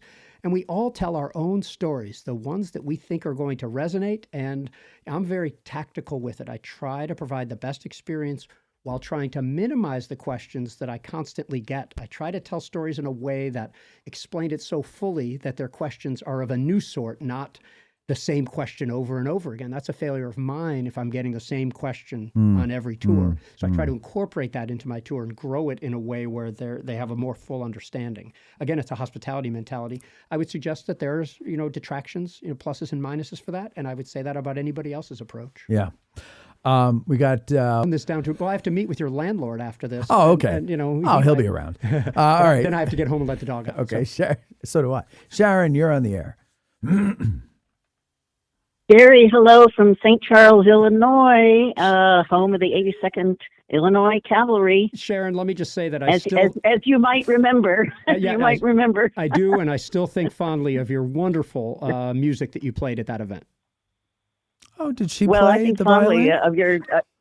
She did. I'm sorry? You played the violin at the event, Sharon? Oh, that's right. You did, didn't you? Yes. The Ashokan Farewell. That's with right. some friends of mine. Did you record it? Yeah. No. That's a shame. We did Ashokan Farewell with some friends of mine. It was beautiful. Yeah. Well, Sharon, as the kids say these days, video or it didn't happen. Mm-hmm. There you go. Well, it did happen. If Garry remembers it, happened. That's true. Sure. But I mean, people are still talking about your presentation, Garry. I mean, it was just amazing. It was just fantastic, and thank you. And can't tell you how much we all appreciated your coming out here and devoting that day. But it was wonderful. Just quickly, I get sidetracked a lot. I go down rabbit holes, and I was reading something, and then I went down one rabbit hole. Anyway, about the third or fourth rabbit hole I went down was about Civil War, drummer boys, and not a whole lot of information about drummer boys at Gettysburg compared to some of the rest of the information that I found, there's some very interesting. There's this William Johnston who didn't die till 1941. Born in 1850, Willie, they called him. He was the 3rd Vermont Infantry, not at Gettysburg. He was at age 11 during the 7 Days Battle. He earned the Medal of Honor as the only drummer in the outfit, I think, to hold on to his drum amid the chaos. So he managed to hold on to it. He won the Medal of Honor. At 13, that was at 11, but then later at 13, he was the youngest recipient of the Medal of Honor. So he was a drummer boy. So I thought that was interesting. So there's lots of interesting facts, but hard to find. Oh, and another thing that I found, and he was only a drummer boy it was at the end of the war. was very young. His father was a doctor and got sent out, I think, to Indiana or Ohio, a hospital out there, and he took his son with him, who became a drummer there in the regiment that his father was in. So he was a drummer boy, technically. I mean, he was. He died on the Titanic. Very cool. I mean, not cool for him. Yeah, isn't that neat? He lived a while. I mean, if he's going to die in the Titanic, he lived till 1912. That's great. You get it. But it's kind of interesting to follow up what happened to these, because obviously they were all young. So, the ones that survived, some of them lived, a long time. Some of them didn't, but some of them did. Anyway, my question is, I have a note here from my rabbit hole research of a book by Jim Hessler called Blowing Smoke. Never heard of that. I don't think you know about that, and is that about Civil War drummer boy? He's often blowing smoke up certain people's places, but I have never heard of that. He's done all these casemate books, or he's done a couple casemate books, but I'm not aware that they're called blowing smoke. It looks like Matt is Dan Googling Sickles, them. Blowing Smoke. Let me see. I'll type in book. So my answer is no, but as you probably see live, Matt is looking it up. Yeah.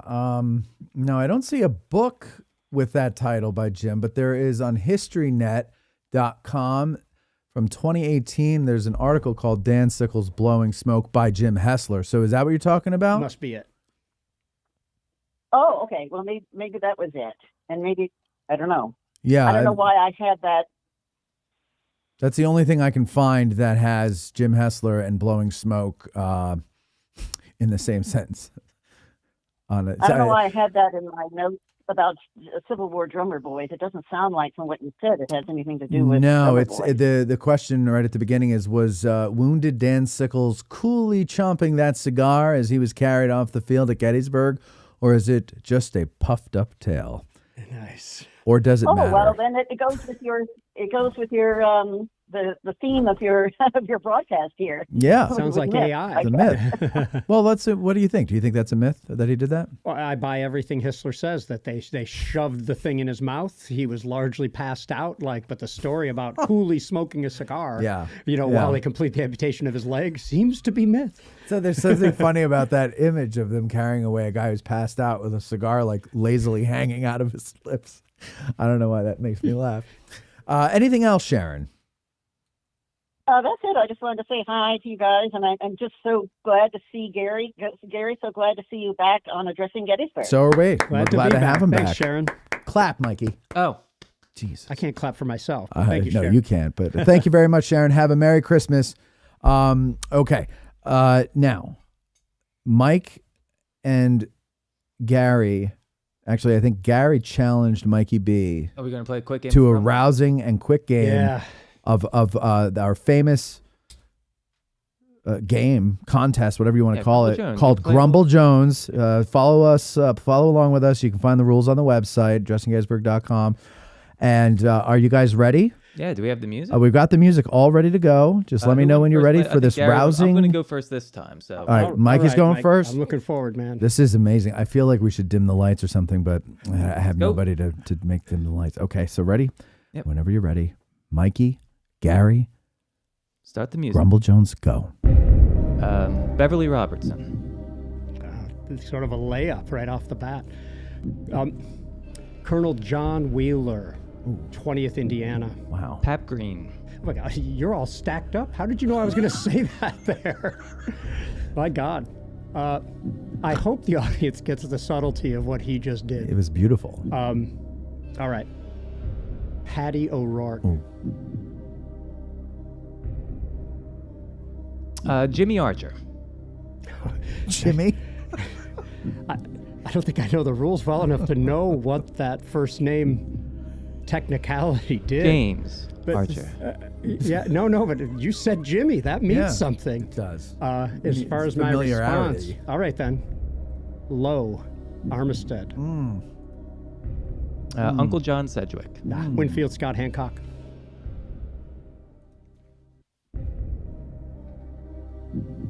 Doles. Interesting that he only used the surname. Yes, he didn't know the first name on that one. Well, then I'm going to go Tig Anderson. Patty Kelly. Oh, easy. St. Clair Mulholland. Oh, easy. That was so easy. This is such a rousing. Jubal Early. Wesley Merritt. I knew he was going to go with Wesley Merritt. I didn't even get to switch the camera to him. Okay. George Meade. Dude, you suck. There's no time limit, right? No, Okay. no. You just got to wait until you get there. Take all the time you need. Take a risk. Thomas Ruger. Bernie. David Bernie. David Bell Bernie. You see, I'm slowing down. That's never a good thing in this game. It's all right. It's all right. Yeah. Ambrose Wright. Grumble Jones. Got it. You got it. Mikey Nice. got it. Mikey won. Super well well. done, That was a good Mikey. one. That was epic. I'm like back here. Oh man, that was something. You know, I regret. Well, obviously, I regret my last answer because I should have seen it. It opened him up right after I said it. I knew it. Yeah. Hey, listen. That was the longest round of Grumble Jones we've ever had. 2 experts going back to That's back. true. Is what that was. That's true. It's usually me and you. Expert in the battle and expert in this game are 2 different sets of skills. You are absolutely. You're the battle expert. He's the game expert. I mean, he's taught me, and I'm still not really getting it yet. But you guys did a great job. I'm glad I hung in there that long. That was pretty good. He gave me no opportunity. To win. No, he didn't. Well done, dude. Yeah. Thank you, sir. I hope you enjoyed that at home, ladies and gentlemen. Again, the rules are on our website, addressinggettysburg.com. Yeah, and stick with it if you're not getting it. Just a little. Replay the first time it. I watched it. Yeah. Replay that part. It'll make sense to you. Yes. If you don't want to go to the website. It can make sense. Oh, that's I would true. suggest it's gettable, like the Harvested Data. Yeah. Oh. Hey, Gar, thanks for coming on and doing this. I hope you and your house guests and family enjoy your bag of little ground top. You're going to have to stop at Bantam and have them, unless you probably have a grinder at home, right? Of course, we grind every day. Of course. I want to say just real quick, I love what you guys do. Thank you. I do still like you, You Matt. still do. And I'm an avid listener. So keep it up, man. Thank you. I'm really enjoying. Well, and of course, Gary, you were the one. We're in our ass kissing session. You were the one that we all look up to for real. You were, well, God, I'll tell you something. The amount of comments, even emails that I get, people asking, I'd like to take a tour with Gary. Can you set me up with Gary? Can I take it? I'm like, no, I can't because Gary's too big. Too big, too busy. It is. It's really weird. I mean, I remain a totally regular guy, but I have gotten really busy. So the individual tours are out of the question. I'm unbookable. But you really do a great job with the videos, and I don't know how you find the energy, and I think that is such an asset for you to have all that energy to do all that stuff. Yeah, I've been blessed with it, but also I think my lifestyle supports it too. I have more energy in my 50s than I did in my 40s, so I'll just because of your diet. Yeah, but I do, and I run now too. I keep doing do more. You really? Yeah. Really? Yeah. So I walk, I run, I sleep. I try to sleep well. I drink as little as I have as an adult, and I eat well. So what time do you go to bed? I go get into bed and read at like 10:20. Okay. And how long does it take you to fall asleep? Depends on what I'm reading. Oh my God. Can be 5 minutes. I read a lot of nonfiction. Okay. 5 to 15 minutes. Yeah. And then I go out and I get up once, of course. I know everybody wants to know this. Like all older people, I get up once in the night. It's a good night if it's only once. Yeah. And then I usually get up at around 6:30. 6:30, and then you're into work by when?